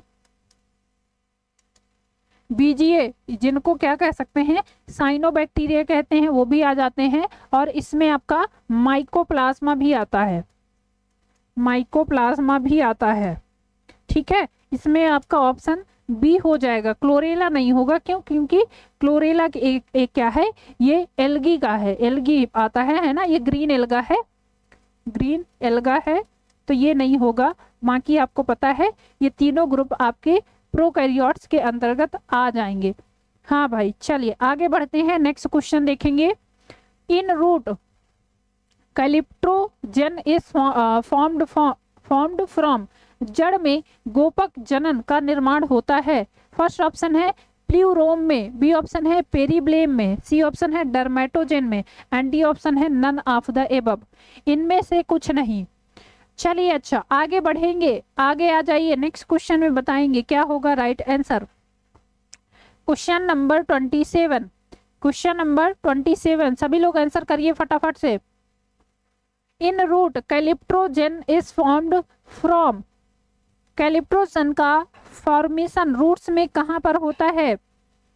चलिए चलिए सभी लोग आंसर करेंगे क्वेश्चन नंबर 27 के लिए। चलो भाई, तो यहां पर बताएंगे ये होता है डर्मेटोजेन से। Option C is the right answer. ठीक है, ऑप्शन सी हो जाएगा बिल्कुल सही उत्तर। आगे बढ़ते हैं नेक्स्ट क्वेश्चन। अगला क्वेश्चन है ovuliferous scale of Pinus is a part. Ovuliferous scale Pinus में किसका पार्ट होता है? ओव्यूल का, ड्वार्फ सूट का, माइक्रोस्पोरोफिल सेकंड का, सॉरी ये माइक्रोस्पोरोफिल फर्स्ट है। ठीक है, ये माइक्रोस्पोरोफिल फर्स्ट है, यहां पर लगा लीजिए, और मेगा स्पोरोफिल में। चलिए बताएंगे कहां पर देखने को मिलता है। क्वेश्चन में आ जाइए। कितने क्वेश्चन है मैम? अभी तो बहुत सारे क्वेश्चन हैं। बहुत सारे लोगों की डिमांड थी कि क्वेश्चन बढ़ा दिए जाएं, तो क्वेश्चन आज बढ़ गए हैं। वैसे तो 40 क्वेश्चन करते थे, आज और भी क्वेश्चन बढ़ गए हैं। चलिए, ओविलिफेरस स्केल कहां पर पाए जाते हैं? पाइनस के किस पार्ट में पाए जाते हैं? चलो आप लोग आंसर करो फटाफट से।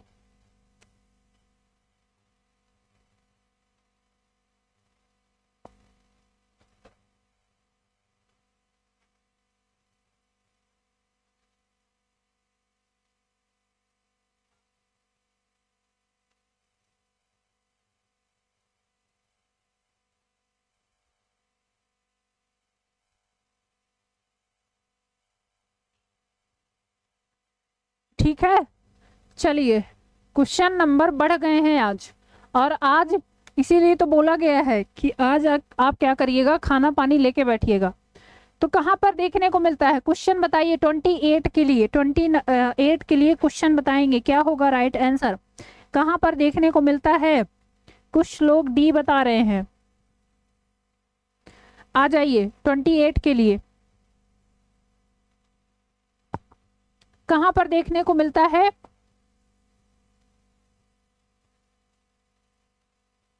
हाँ भाई, तो चलिए पाइनस में जो ओविलिफेरस स्केल्स हैं वो देखने को मिलते हैं कहां पर? तो बताएंगे मेगा स्पोरोफिल में।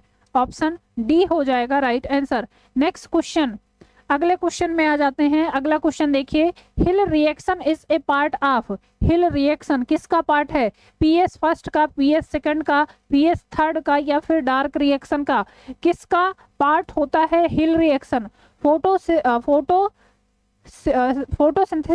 फोटोसिंथेसिस सिस्टम फर्स्ट का, फोटोसिंथेटिक सिस्टम सेकंड का, या थर्ड का, या फिर डार्क रिएक्शन का? हिल रिएक्शन किसका पार्ट होता है? चलिए, Hill reaction is a part of. Hill reaction कहां पर देखने को मिलती है? चलो भाई, तो बताएंगे ये होता है कहां पर? पीएस सेकंड में। ऑप्शन बी हो जाएगा right answer. Next question, the amino acid parts of an enzyme is called.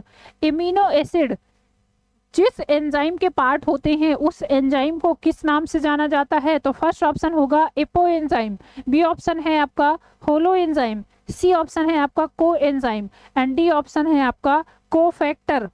चलिए जल्दी जल्दी आंसर करिए, तब हम आगे बढ़ पाएंगे, क्योंकि क्वेश्चन नंबर आज ज्यादा हैं। हैं, मेरा माइंड घूम गया। किस चीज के लिए? शिवानी जी, काहे आपका माइंड घूम रहा है भाई? Amino acid a part of enzyme is called as. Amino acid किसका पार्ट होते हैं? जिस एंजाइम का पार्ट होते हैं उसको किस नाम से जाना जाता है? एपो एंजाइम, होलो एंजाइम, को एंजाइम, या फिर कोफैक्टर? चलिए ठीक है, क्या होगा यहाँ पर right answer?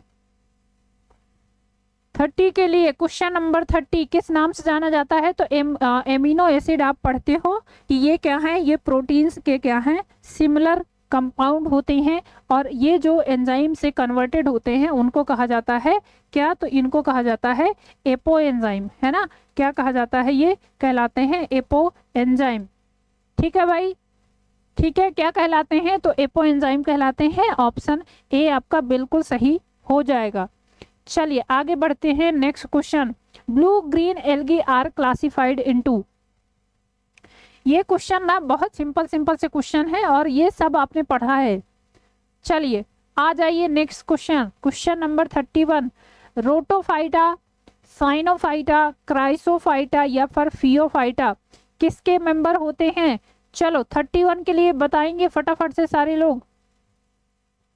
Blue green algae किस ग्रुप के अंतर्गत आते हैं? Question number 31। Question number 31, blue green algae are classified into, blue green algae किसके अंतर्गत आते हैं? रोडोफाइटा, ये रोडोफाइटा है, ठीक है, रोडोफाइटा, साइनोफाइटा, क्राइसोफाइटा या फिर फियोफाइटा। चलो तो ब्लू ग्रीन एल्गी को कहा जाता है क्या? साइनोबैक्टीरिया, है ना। इनको और किस नाम से जाना जाता है? तो इनको कहा जाता है साइनोबैक्टीरिया, या इन्हीं को बीजीए कहा जाता है, ब्लू ग्रीन एल्गी कह लीजिए, और ये आते हैं साइनोफाइटा के अंतर्गत। ऑप्शन बी हो जाएगा यहाँ पर राइट आंसर, ठीक है। क्या हो जाएगा तो बताएंगे कि ऑप्शन बी हो जाएगा राइट आंसर। चलो भाई आगे बढ़ते हैं, नेक्स्ट क्वेश्चन, अगला क्वेश्चन देखिए। Most of the cereals are the member of, most of the cereals are the members of Malvaceae family, Cruciferae family, Gramineae family या फिर साइप्रेसी फैमिली। एक बार सभी लोग आंसर करेंगे। चलिए, और क्वेश्चन नंबर 32 के लिए सभी लोग आंसर करेंगे। Most of the cereals are the members of Malvaceae family, Cruciferae family, Gramineae family या फिर साइप्रेसी फैमिली। चलो आंसर करो सभी लोग, ठीक है। किसके अंतर्गत आते हैं? क्वेश्चन नंबर 32, तो ये आते हैं ग्रेमिनी के अंतर्गत, गेहूं वगैरह इसी में पढ़ते हैं, है ना, ग्रेमिनी के अंतर्गत आते हैं। ऑप्शन क्या हो जाएगा? सी ऑप्शन हो जाएगा यहाँ पर राइट आंसर। हाँ जी, गेहूं, गन्ना, बांस वगैरह इसी के अंतर्गत आते हैं। ग्रेमिनी को ही पोएसी फैमिली भी कहा जाता है ना। चलिए आगे आ जाते हैं। The terminal electron acceptor release from, terminal electron acceptor कहाँ से रिलीज किए जाते हैं? फर्स्ट ऑप्शन दिया है CHIA 683 में, बी ऑप्शन है क्लोरोफिल, बी वैसे दिया है, वो दिया है 6, ये क्लोरोफिल ही दिया है, ठीक है, क्लोरोफिल ए में, क्लोरोफिल बी 644, सी ऑप्शन दिया है आपका क्लोरोफिल ए 673 या फिर ये फास्फोरस है प्लस 700 प्लस। कहाँ से रिलीज होता है? टर्मिनल इलेक्ट्रॉन एक्सेप्टर कहाँ से रिलीज होता है? चलिए सभी लोग आंसर करेंगे, क्या होगा यहाँ पर राइट आंसर? आ जाइए भाई, कहाँ पर ये देखने को मिलता है? Terminal electron acceptor, PS second में पढ़ते हैं, है ना, फोटोसिंथेटिक सिस्टम सेकंड में पढ़ते हैं, PS सेकंड का पार्ट होता है। और इसमें क्या होता है? इसमें कई दफा फास्फोरस की जो संख्या है वो 700 प्लस हो जाती है, तो यहीं से ये रिलीज भी होता है। ऑप्शन क्या हो जाएगा? ऑप्शन डी हो जाएगा आपका यहाँ पर राइट आंसर, ठीक है। ऑप्शन डी यहाँ पर आपका राइट आंसर हो जाएगा। मिथिलेश कुमारी जी स्वागत है आपका। चलिए आगे बढ़ते हैं नेक्स्ट क्वेश्चन में, आ जाइए नेक्स्ट क्वेश्चन में बढ़ते हैं, आगे देखते हैं अगला question. Question number 34, the tunica corpus theory was proposed by, tunica corpus theory किसके द्वारा दी गई है? फर्स्ट ऑप्शन दिया है होमिस्टर्स के द्वारा, ठीक है, बी ऑप्शन है नियली के द्वारा, सी ऑप्शन स्ट्रासबर्गर के द्वारा या फिर स्मिथ के द्वारा। बहुत पढ़ते हैं इसको, टुनिका कार्पस थियरी बहुत बार पढ़ा जाता है। चलो भाई फटाफट से आंसर करेंगे। Tunica corpus theory was proposed by किसके द्वारा दी गई है?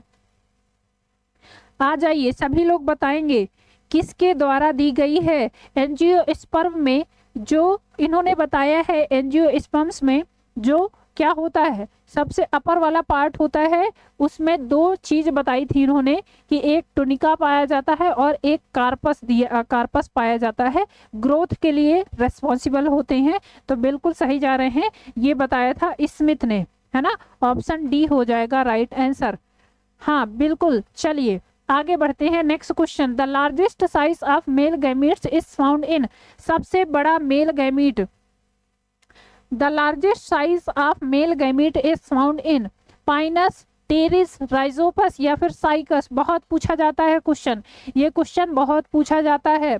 चलिए बताएंगे सबसे बड़ा मेल गैमीट कहाँ पर पाया जाता है? क्वेश्चन नंबर 35 के लिए सभी लोग आंसर करेंगे। Question number 35, the largest size of male gamete is found in, male gamete के सबसे बड़े जो साइज होते हैं वो कहाँ पर देखने को मिलते हैं? चलिए, और सबसे बड़ा यहाँ पर क्या होता है तो कहेंगे कि ये होता है किसमें? चलो भाई फटाफट से बताएंगे। हाँ हाँ, बढ़िया, बहुत बढ़िया, सभी लोग बता रहे हैं। क्या होगा तो बताएंगे कि ये होता है साइकस, है ना। साइकस जिम्नोस्पर्म में सबसे बड़ा मेल गैमीट पाया जाता है। बिल्कुल बिल्कुल सही जवाब। चलिए आगे बढ़ते हैं, next question. False branching is found in, false branching कहाँ पर देखने को मिलती है? नॉस्टॉक में, ग्लियोट्राइका में, स्काइटोनीमा में या फिर ऑसिलेटोरिया में? फॉल्स ब्रांचिंग कहाँ पर देखने को मिलती है? नॉस्टॉक, ग्लियोट्रिकिया, स्काइटोनीमा या फिर ऑसिलेटोरिया? अगले क्वेश्चन में आ जाइए, क्वेश्चन नंबर 36। चलिए बताएंगे फॉल्स ब्रांचिंग मतलब, इनमें फॉल्स ब्रांचिंग मतलब कह सकते हैं कि इनमें फिलामेंटस ब्रांच पाई जाती हैं और ये किस में देखने को मिलता है? तो ये होता है आपका साइनोफाइसी मेंबर में, है ना, और उसका मेंबर है एक साइटोनीमा में देखने को मिलता है। हाँ बिल्कुल, साइटोनीमा में देखने को मिलता है, साइनोफाइसी का मेंबर है। आगे बढ़ते हैं, नेक्स्ट क्वेश्चन। अगला क्वेश्चन है biological magnification refers to, biological magnification से क्या तात्पर्य है? फर्स्ट ऑप्शन है enlargement of image under microscope, B option है growth of tissue in culture, C option है accumulation of pollutants in higher trophic level organisms, and D option है epidemic forms of diseases. चलिए भाई, biological magnification से क्या मतलब है question number 37 के लिए? चलो क्वेश्चन नंबर 37 के लिए बताएंगे क्या मतलब होता है बायोलॉजिकल मैग्निफिकेशन से, आप क्या समझते हो? चलो भाई बहुत बढ़िया, शिवानी जी, केमिस्ट्री गर्ल, अथर्व जी। और भाई क्लास में लोग कम क्यों हो रहे हैं? थक गए क्या आप लोग? हैं, एक बार थक गए क्या? सभी लोग बता दीजिए बड़ा वाला आंसर। अच्छा जी, ये बढ़िया है। शिवानी जी ऐसे ही लगाएंगी बड़ा वाला आंसर? शिवानी जी बता रही हैं कि बड़ा वाला आंसर सही है। चलिए और लोग आंसर करिए। और बाकी लोग कहाँ गए? थक गए क्या सभी लोग? अभी तो बहुत सारे क्वेश्चन करने हैं भाई, थक गए आप लोग अभी से?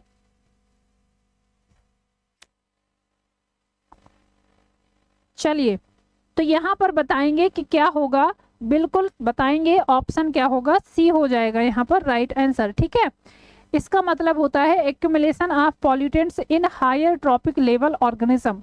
बहुत जगह ऐसा होता है कि वहां पर क्या होता है, जैसे कि आप कीटनाशक वगैरह की बात करते हो ना, तो वो भी आप बायोलॉजिकल मैग्निफिकेशन के अंतर्गत ही पढ़ते हैं, ठीक है। वो भी किसके अंतर्गत पढ़ेंगे? तो वो बायोलॉजिकल मैग्निफिकेशन के अंतर्गत ही पढ़ते हैं। दोपहर का भोजन करने गए सब? अरे भैया दोपहर का भोजन का अभी टाइम है, अभी पढ़ लीजिए पहले। अभी तो 12:30 ही बजा है ना। अभी तो कितना टाइम हुआ क्लास में? कितने टाइम का हो गया? अभी 1 घंटे का ही हुआ है लगभग, 1 घंटे का ही हुआ, 1 घंटे 13 मिनट, 1 घंटे 13 मिनट में ही थक गए।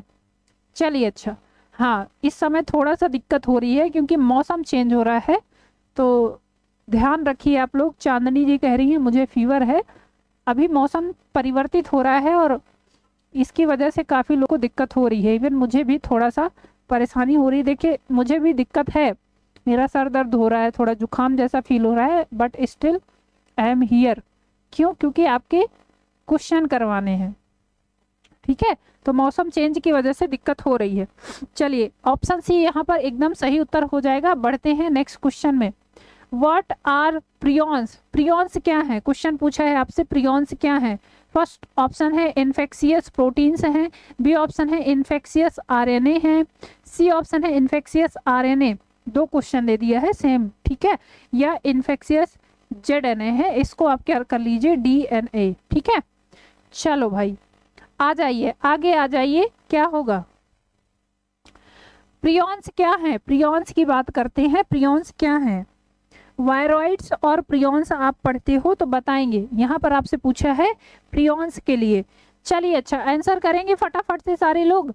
हाँ, इम्यूनिटी को मजबूत करिए बस बेटा। इम्यूनिटी का क्या है ना कि एक तो मौसम ऐसे चेंज होता है, कभी गर्मी कभी सर्दी, है ना। ये वाला मौसम बड़ा ही खतरनाक होता है, और सर्दी होती है तो फिर समझ में भी नहीं आता है कि क्या करो। चलिए अच्छा, प्रियॉन्स क्या है? प्रियॉन्स की बात करते हैं। इनमें से बताएंगे प्रियॉन्स क्या हैं।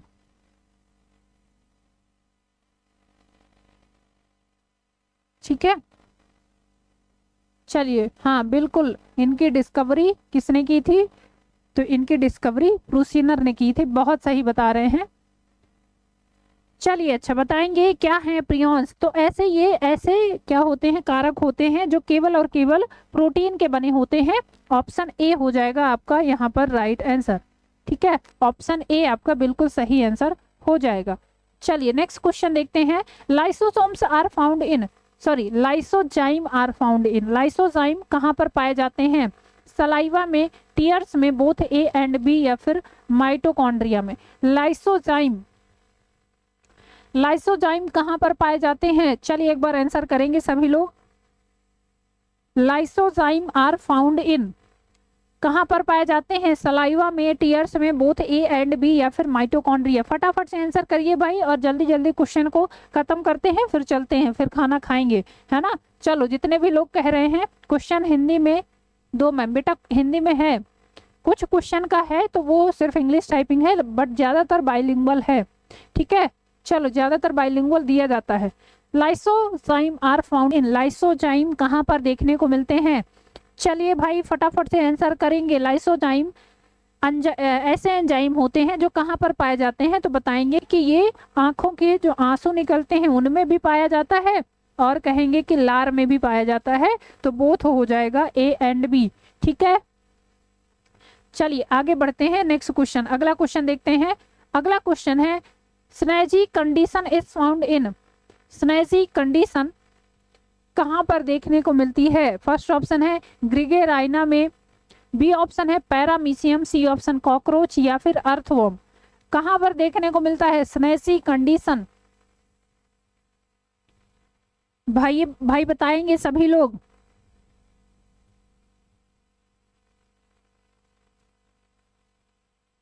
चलिए बताएंगे कहां पर देखने को मिलती है स्नेजी कंडीशन, कहां पर देखने को मिलती है?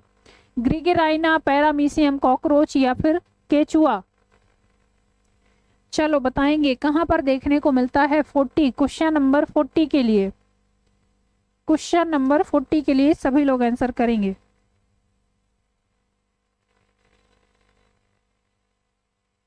चलिए ठीक है, सभी लोग आंसर करेंगे। ऑप्शन बी नहीं होगा यहाँ पर, ऑप्शन ए होगा। गलत बता रहे हो आप लोग। ये होता है ऑप्शन ए, ग्रिगेराइना में होता है जब दो वयस्क क्या होते हैं, वयस्क अवस्था इसकी ट्रोफोजॉइट होती है, और दो ट्रोफोजॉइट जब आपस में जुड़ जाते हैं तो उसी को स्नेजी कंडीशन कहा जाता है, जो कि ग्रिगेराइना में देखने को मिलती है। हाँ बिल्कुल चांदनी जी, ऑप्शन ए हो जाएगा राइट आंसर। बहुत सही। चलिए जितने भी ऑप्शन ए बता रहे हैं बहुत सही है। ठीक है, चलिए आगे बढ़ते हैं। नेक्स्ट क्वेश्चन, अगला क्वेश्चन है एम्फीफॉलिक सिफाइनोस्टील इज फाउंड इन। एम्फीफ्लोइक सिफाइनोस्टील पाए जाते हैं मार्सिलिया में, लाइकोपोडियम में, स्नेजिलेला में, या फिर एक्विसिटम में। चलो आगे आ जाओ। क्वेश्चन नंबर 41, चलिए बताएंगे कहां पर देखने को मिलता है एम्फीफ्लोइक सिफाइनोस्टील। एम्फीफ्लोइक सिफाइनोस्टील कहां पर पाया जाता है? चलो तो यहां पर बताएंगे एम्फीफ्लोइक सिफाइनोस्टील पाया जाता है मैम कहां पर? ये पाया जाता है मार्सिलिया में। ठीक है, ऑप्शन ए हो जाएगा राइट आंसर, मार्सिलिया में। हाँ भाई बहुत बढ़िया, अमृता जी बता रही हैं, रुचि पटेल, केमिस्ट्री गर्ल, आकांक्षा वर्मा, राजेश यादव, अनुराधा जी। हाँ बिल्कुल सही जा रहे हैं, ऑप्शन ए होगा आपका राइट आंसर। ठीक है, मार्सिलिया में देखने को मिलता है। अथर्व जी बता रहे हैं, निकिता गुप्ता, विश्व प्रकाश जी, सभी लोग बहुत सही। चलिए आगे बढ़ते हैं, नेक्स्ट क्वेश्चन।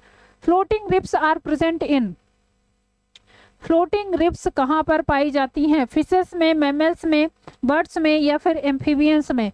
चलिए ये क्वेश्चन सबको पता होगा, है ना, बहुत सिंपल सा क्वेश्चन है।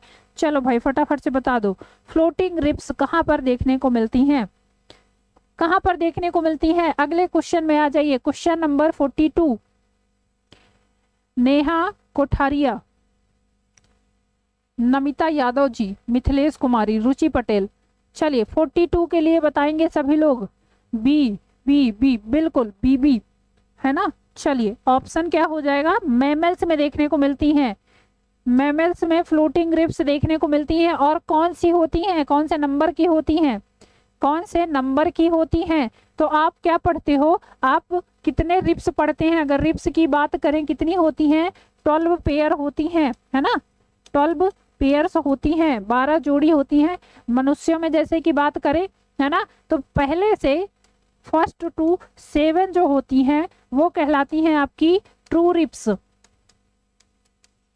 क्या कहलाती हैं? ट्रू रिब्स, है ना। उसके बाद 7th 8th 8th 9th और 10th,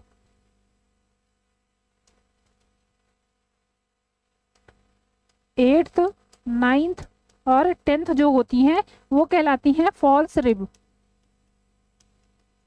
फॉल्स रिब्स। और 11th और 12th जो होती हैं वो कहलाती हैं आपकी फ्लोटिंग रिब्स। ठीक है, क्या कहलाती हैं? Floating ribs. ठीक है भाई, हाँ। चलिए आगे साइड ये जो क्या होती हैं, तो जो ट्रू रिब्स होती हैं वो आपके स्टर्नम से, जिसको चेस्ट बोन कहा जाता है, उससे जुड़ी हुई होती हैं। हाँ, बाकी आपको 8th 9th और 10th वाली रिब्स को कहा जाता है क्या? तो बताएंगे फॉल्स रिब। और 11th और 12th रिब्स वो यहाँ पर सबसे नीचे होती है, इनको कहा जाता है क्या? तो इनको कहेंगे फ्लोटिंग रिब्स। ठीक है, चलिए ठीक है भाई, फ्लोटिंग रिब्स ऑप्शन आपका हो जाएगा बी यहाँ पर राइट आंसर। आगे बढ़ते हैं नेक्स्ट क्वेश्चन में। Name of the scientist who first reported the apogamy, उस साइंटिस्ट का नाम बताइए, उस वैज्ञानिक का नाम बताइए जिसने सर्वप्रथम एपोगैमी की जानकारी दी। फर्स्ट ऑप्शन आपका दिया है वार्लो, बी ऑप्शन है फाउलर है, और सी ऑप्शन है आपका बावर, एंड डी ऑप्शन है फेलो। चलो कैसे कैसे नाम है,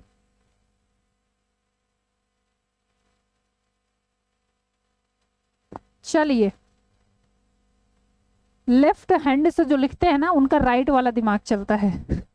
चलिए आ जाइए। एपोगैमी किसने बताया था? आपसे क्वेश्चन पूछा है, ऐसे कौन से साइंटिस्ट हैं जिन्होंने एपोगैमी को बताया है? चलो भाई, name of the scientist who first reported the apogamy, उस वैज्ञानिक का नाम बताइए जिन्होंने सर्वप्रथम क्या है, एपोगैमी की जानकारी दी। बताएंगे भाई, सभी लोग बताएंगे। Question number 43।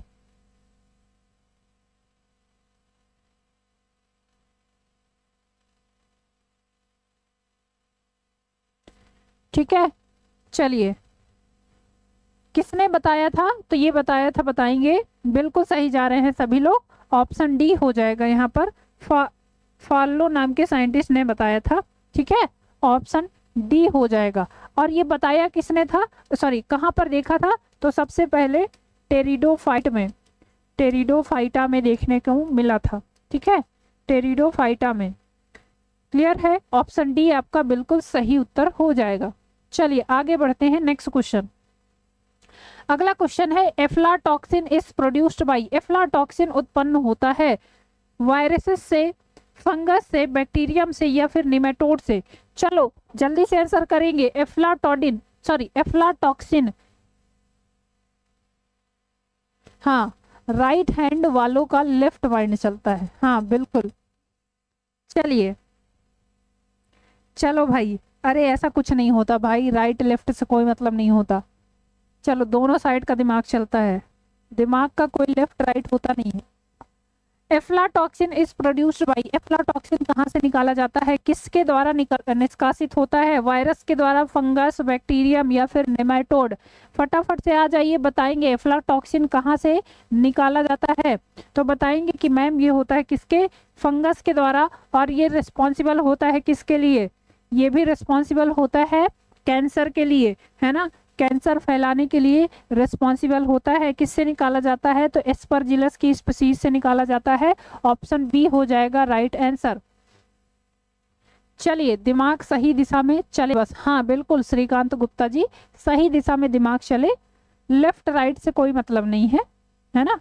चलिए आ जाते हैं नेक्स्ट क्वेश्चन पे, अगला क्वेश्चन देखते हैं। Lodicules are present in the family, lodicules कहाँ पर पाए जाते हैं, किस फैमिली में लोडिक्यूल्स देखने को मिलते हैं। फर्स्ट ऑप्शन है Euphorbiaceae family, B option Poaceae family, C option है पॉलीगोनेसी एंड डी ऑप्शन है पाल्मी फैमिली, पाल्मी कुल में। चलो भाई एक बार सभी लोग आंसर कर लीजिए। मैम आपकी कही क्या है, आप क्या बात कर रहे हैं अथर्व जी, मैम आप ही कही थी, हम तो बस आपकी बात ही रिपीट किए। अच्छा चलिए ठीक है, lodicules are present in the family, कौन सी फैमिली में लोडिक्यूल्स देखने को मिलते हैं। आगे बढ़ते हैं, क्वेश्चन नंबर 45 के लिए आंसर करेंगे सभी लोग, कहां पर लोडिक्यूल्स देखने को मिलते हैं। चलिए, जब क्या होता है, पेरियंथ वाला जो पार्ट होता है वो बहुत ही समानित होता है, तो उसे ही लोडिक्यूल्स कहा जाता है। और ये पोएसी फैमिली में, या पोएसी फैमिली को ही क्या नाम दिया जाता है, पोएसी फैमिली का दूसरा नाम क्या है, पोएसी फैमिली को ही कहा जाता है ग्रैमिनी फैमिली, है ना, बिल्कुल ऑप्शन बी हो जाएगा राइट आंसर। चलिए नेक्स्ट क्वेश्चन देखते हैं। टार्सल सुर इज फाउंड इन, टार्सल सुर कहाँ पर पाए जाते हैं, मेल इकिडिना में, बी ऑप्शन है मेल मार्कोपस में, मैक्रोपस में, सी ऑप्शन है मेल वेल में एंड डी ऑप्शन है मेल डॉल्फिन में।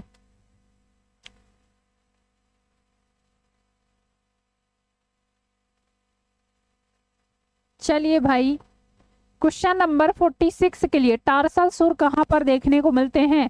चलो अब बात मत करो, क्वेश्चन पे ध्यान दीजिए।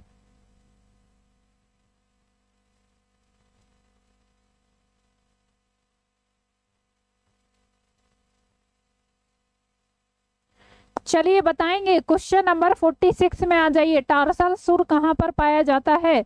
चलो फटाफट से बता दे, मेल इकिडिना में, मेल मैक्रोपस में, मेल वेल में या फिर मेल डॉल्फिन में कहां पर देखने को मिलता है। सभी लोग आंसर करेंगे, बात नहीं करेंगे अब, ठीक है, बात नहीं करेंगे अब। चलो हाँ, तो ये देखने को मिलता है मेल इकिडिना में, और ये कहां पर पाया जाता है, तो बताएंगे कि जो पैर होता है लास्ट वाला, है ना, पश्च जो पांव होता है इसका, कहेंगे कि जो प्रत्येक पश्च पैर होता है, लास्ट वाला जो पैर होता है उसमें एक खाली कोटेदार संरचना होती है, ठीक है,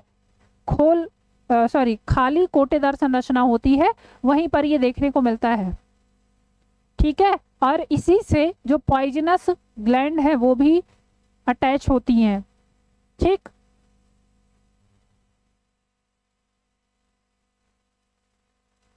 ठीक है, चलिए तो यहाँ पर बताएंगे कहाँ पर देखने को मिलता है, मेल इकिडिना में। ऑप्शन क्या हो जाएगा, ए। नेक्स्ट क्वेश्चन है, बोटेनिकल नेम ऑफ सुपारी, सुपारी खाते हैं बहुत सारे लोग, है ना, इसका बोटेनिकल नेम बताएंगे। चलो भाई, सुपारी, सुपारी खाते हैं बहुत सारे लोग, इसका साइंटिफिक नेम बताना है।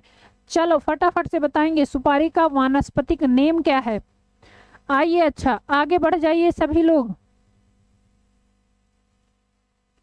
सभी लोग आगे बढ़ेंगे, नेक्स्ट क्वेश्चन पे ध्यान देंगे। सुपारी का साइंटिफिक नेम क्या है बताएंगे। तो इसको कहा जाता है एरिका कचैटू, ये है इसका साइंटिफिक नेम, है ना, एरिका कचैटू के नाम से जाना जाता है। एरिका कचैटू किसका मेंबर है, एरिकेसी फैमिली का मेंबर है, ठीक है, एरिकेसी फैमिली का मेंबर है। गुटखा सुपारी खाते हैं ना बहुत सारे लोग, वही वाली सुपारी की बात हो रही है। चलिए ठीक है, चलिए आगे बढ़ते हैं, नेक्स्ट क्वेश्चन। अगला क्वेश्चन है, परमेलिया लाइकेंस बिलोंग्स टू, परमेलिया लाइकेंस संबंधित है?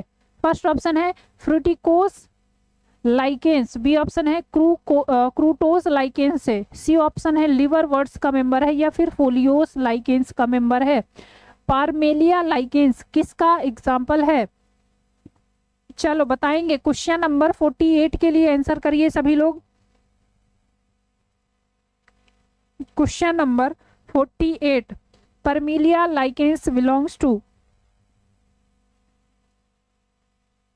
ठीक है, किसके अंतर्गत आता है? ये इसका आकार होता है जनरली तो ये चपटा और पत्ती की तरह होता है, थोड़ा चौड़ा आकार होता है, ठीक है। चलिए किससे बिलोंग करता है ये? 48 बढ़िया, बहुत बढ़िया, सभी लोग शानदार उत्तर दे रहे हैं। चलिए तो बताएंगे कि ये ऑप्शन डी हो जाएगा, फोलियेस लाइकेन का मेंबर है।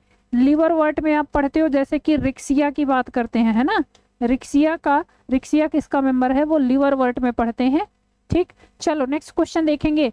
The insect vector in bubonic plague is, bubonic plague का वाहक कीट कौन है? फर्स्ट ऑप्शन है एडीज इजिप्टी, बी ऑप्शन है जीनोप्सिला, सी ऑप्शन है Glossina palpalis, and D option है फ्लेबोटोमस।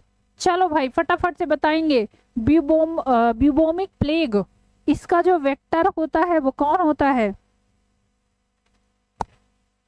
ठीक है, ब्यूबोमिक प्लेग चूहों के द्वारा मनुष्यों में फैलाया जाता है ना। ये प्लेग आप पढ़ते हो एक टाइम पे, ये क्या थी? तो ये एंडेमिक उसमें डिसीज में आती थी, है ना, क्या घातक बीमारी कह सकते हैं। ये चूहों द्वारा क्या है, मनुष्य में फैलाया जाता है। इस बीमारी में 3 से 7 दिन के अंदर फ्लू जैसे लक्षण दिखने लग जाते हैं, जैसे कि बुखार, सिर दर्द, उल्टी, सूजन, ये सारी समस्याएं इसमें होती हैं, ठीक है। तो इसका वेक्टर आपसे पूछा है, ये किसका, इसका वेक्टर कौन है? ठीक, चलो भाई फटाफट से बता दो। और ये किसकी वजह से होता है? तो ये एक बैक्टीरिया की वजह से होता है जिसका नाम है पर्सीनिया पेस्टिस। पर्सीनिया पेस्टिस के द्वारा होने वाली डिसीज है और इसका जो वेक्टर होता है वो जीनोप्सिला होता है। ऑप्शन क्या हो जाएगा बताएंगे? ऑप्शन बी हो जाएगा राइट आंसर, ठीक है। और ये मनुष्यों में फैलाया जाता है किसके द्वारा? तो बताएंगे कि चूहों के द्वारा फैलाया जाता है। जीनोप्सिला होता है। सुधा ठाकुर जी, चलिए गुड आफ्टरनून, आ जाइए, ठीक है भाई। जीनोप्सिला के द्वारा फैलाया जाता है और ये चूहों के द्वारा फैलाया जाता है मनुष्यों में। प्लेग की कंडीशन आप पढ़ते हो, इसमें फिर 3 से 7 दिन के बाद लक्षण दिखने चालू हो जाते हैं, जैसे कि बुखार, सर्दी, है ना, सर दर्द, सूजन बॉडी में आना, ये सब इसमें देखने को मिलता है।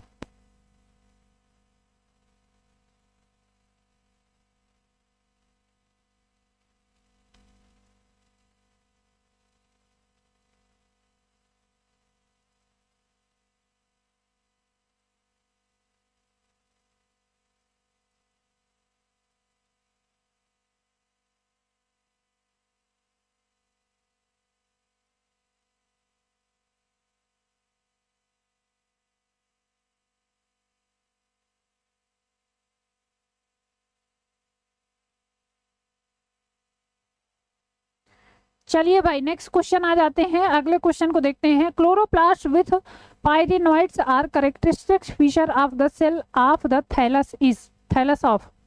चलो पायरिनॉइड्स के साथ क्लोरोप्लास्ट किसका कैरेक्टरिस्टिक्स फीचर है? फर्स्ट ऑप्शन दिया है पेलिया, बी ऑप्शन है एंथोसिरोस में देखने को मिलता है, C option Riccia, and D option है मार्केंसिया।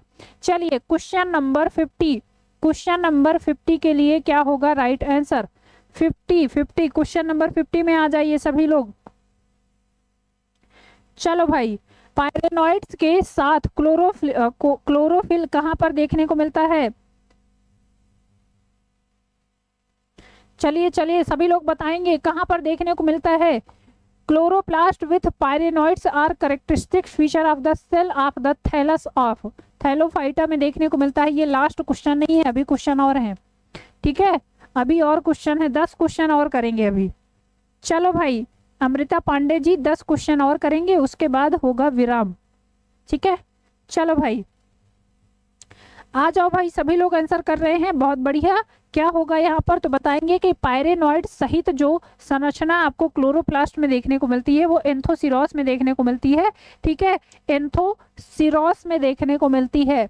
बहुत बढ़िया, ऑप्शन हो जाएगा आपका यहाँ पर बी, है ना। ब्रायोफाइट में ये थैलस की विशेषता होती है, और ये जो पायरेनॉइड्स होता है यहाँ पर आपको देखने को मिलेगा स्टार्च का संग्रहण होता है, जो कि अन्य किसी ब्रायोफाइटा में नहीं देखने को मिलता है ना। तो इसकी विशेषता भी पूछता है कि इसकी विशेषता क्या है, तो बताएंगे कि मैम ये इसमें क्या है, इसमें स्टार्च का संग्रहण होता है, जो कि बाकी अगर आप बात करो ब्रायोफाइटा या थैलोफाइटा में नहीं देखने को मिलता है।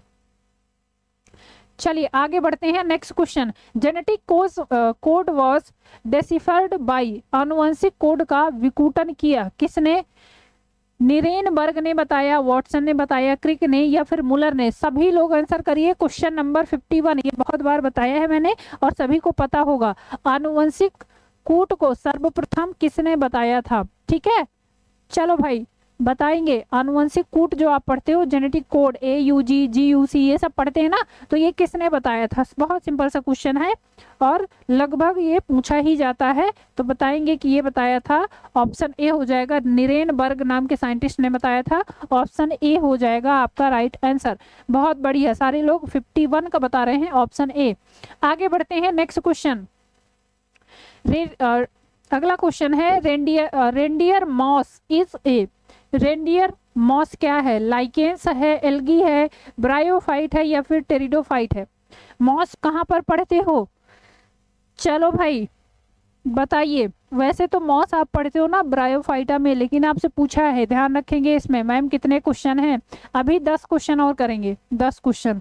ठीक है, 10 क्वेश्चन। अंशिका जी 60 क्वेश्चन है आपके एक सीरीज के, 60 क्वेश्चन है, ये 60 कंप्लीट करेंगे आज। चलो भाई आ जाइए, बताएंगे। चलो क्वेश्चन नंबर 52 के लिए केवल 8 क्वेश्चन बचे हैं, जल्दी जल्दी आंसर करो और फटाफट से खत्म करते हैं। चलो लाइकेंस तो नहीं होगा, हाँ मुझे पता था, यही लगा। अच्छा ठीक है ठीक है, चलो चलिए। रेंडियर मॉस इनमें से क्या है? लाइकेंस है, शैवाल है, एल्गी है, ब्रायोफाइटा है, या फिर टेरिडोफाइटा है? हाँ हाँ, चलो 52 के लिए सभी लोग बताएंगे। बहुत बढ़िया, तो ये एक क्या है? लाइकेन है, जिसका साइंटिफिक नेम बता दीजिए। तो इसको कहा जाता है क्लेडियोना रेंजीफेरिना, है ना। चलिए यहाँ पर देखिए, कंफ्यूज मत होइएगा। मॉसेस वगैरह हम पढ़ते हैं कहाँ पर?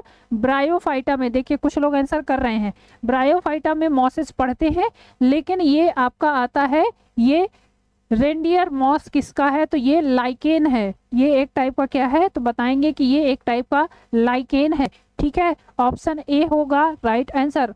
चलिए आगे बढ़ते हैं, next question. The term dark respiration is used for, शब्द डार्क श्वसन किसके लिए प्रयोग किया जाता है? फर्स्ट ऑप्शन है फोटो रेस्पिरेशन के लिए, ठीक है, फोटो रेस्पिरेशन के लिए। बी ऑप्शन है ग्लाइकोलेट पाथवे के लिए। सी ऑप्शन है नॉर्मल रेस्पिरेशन के लिए, या फिर नन ऑफ दीज, इनमें से किसी के लिए भी नहीं। चलो क्वेश्चन नंबर 53, क्वेश्चन नंबर 53 के लिए, the term dark respiration is used for, dark respiration किसके लिए यूज किया जाता है?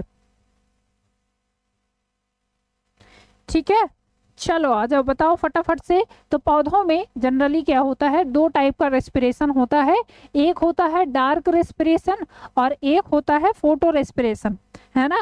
डार्क रेस्पिरेशन को क्या कहा जाता है? तो इसको नॉर्मल रेस्पिरेशन कहा जाता है। ठीक है, डार्क रेस्पिरेशन को नॉर्मल श्वसन, सामान्य श्वसन कहा जाता है। और फोटो रेस्पिरेशन क्या कहलाता है? 53 का ए। नहीं भैया, ए कैसे होगा? डार्क रेस्पिरेशन को नॉर्मल रेस्पिरेशन कहा जाता है भैया, ठीक है। डार्क रेस्पिरेशन को नॉर्मल रेस्पिरेशन कहते हैं।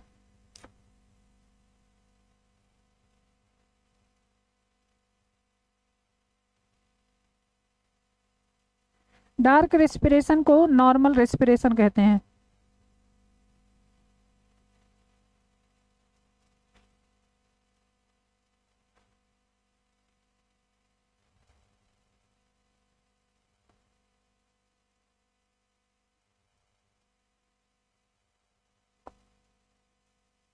चलिए ठीक है,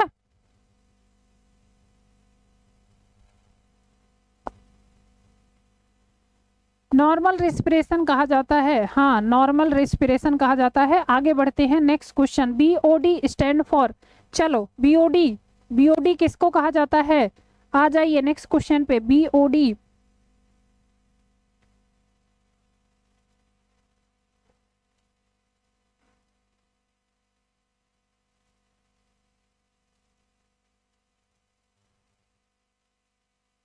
चलिए अगले क्वेश्चन का आंसर करिए, सभी लोग आंसर करेंगे।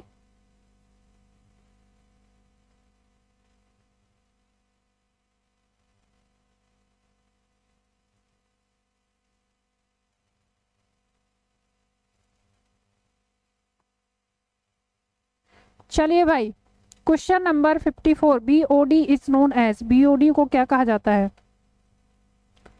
ठीक है सभी लोग बताएंगे बीओडी। चलिए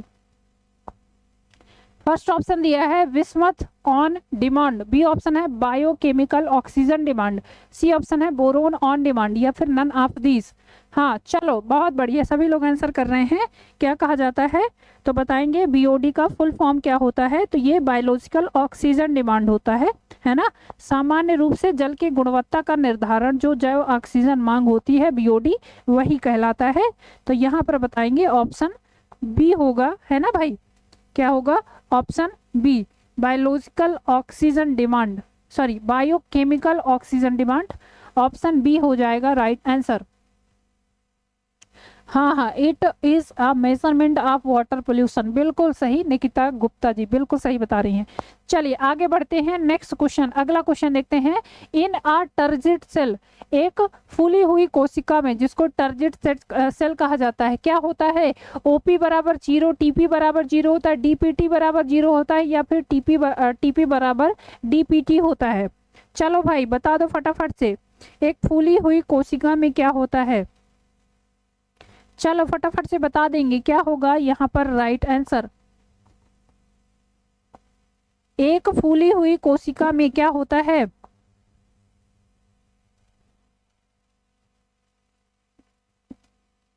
ठीक है चलिए भाई फटाफट से बताइए, टर्जिट सेल में क्या होता है, टर्जिट सेल में, ठीक है टर्जिट सेल में क्या होता है, तो बताएंगे कि इसमें डीपीटी की वैल्यू क्या होती है, ऑप्शन सी हो जाएगा, टीपीटी की सॉरी डीपीटी की वैल्यू 0 होती है, ऑप्शन सी। नेक्स्ट क्वेश्चन आ जाते हैं, अगला क्वेश्चन है immediate source of cellular energy, cellular energy का तुरंत सोर्स, इमीडिएट सोर्स क्या होता है, फर्स्ट ऑप्शन आपका दिया है NADP, B option ADP, C option ATP, या फिर NADH। चलो भाई question number 56, immediate source of cellular energy, cellular energy का इमीडिएट सोर्स क्या होता है, चलो भाई फटाफट से बताएंगे क्वेश्चन नंबर 56 के लिए।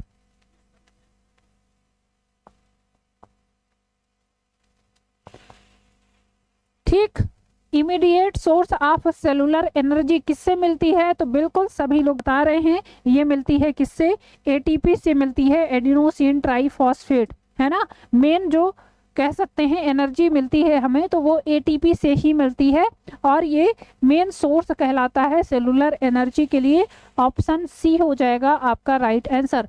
नेक्स्ट क्वेश्चन आ जाते हैं, which cells are found only in sponges, कौन सी कोशिकाएं केवल और केवल स्पंजों में ही पाई जाती हैं।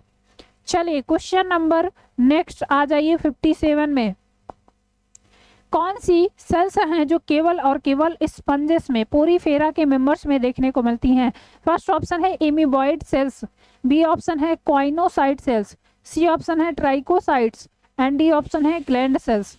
चलिए क्वेश्चन नंबर 57, बहुत बढ़िया, सभी लोग आंसर करिए एक बार, सभी लोग, आकांक्षा वर्मा, अमृता पांडे, अंशिका, रुचि पटेल, चांदनी, विश्व प्रकाश, निकिता गुप्ता, सुधा ठाकुर। चलो नमिता यादव जी, सभी लोग, श्रीकांत गुप्ता, अनुराधा, अथर्व, रुचि पटेल, नेहा कोठारिया। चलिए, कहां पर देखने को मिलती हैं, सॉरी, कौन सी कोशिकाएं हैं जो केवल और केवल आपको स्पंजिस में देखने को मिलती हैं? 57 के लिए बताएंगे। चलो, हाँ, तो यहाँ पर ये होती हैं क्वाइनोसाइट सेल्स। इनको और किस नाम से जाना जाता है? क्वाइनोसाइट सेल्स को ही कहा जाता है क्या? तो इन्हीं को कहा जाता है कॉलर सेल, है ना, कॉलर सेल, कॉलर सेल कहा जाता है। और ये एसोसिएटेड होती हैं, और ये एसोसिएटेड होती हैं किससे? तो बताएंगे कि ये एसोसिएटेड होती हैं जो वाटर कैनाल सिस्टम पाया जाता है पोरीफेरा में, है ना, वाटर कैनाल सिस्टम से एसोसिएटेड होती हैं, वाटर कैनाल सिस्टम, ठीक है। चलिए, इन्हीं को कॉलर सेल भी कहा जाता है, इन्हीं को क्या कहते हैं? तो इन्हीं को क्वाइनोसाइट सेल्स भी कहा जाता है, और ये एसोसिएटेड होती हैं आपके वाटर कैनाल सिस्टम से, ठीक है।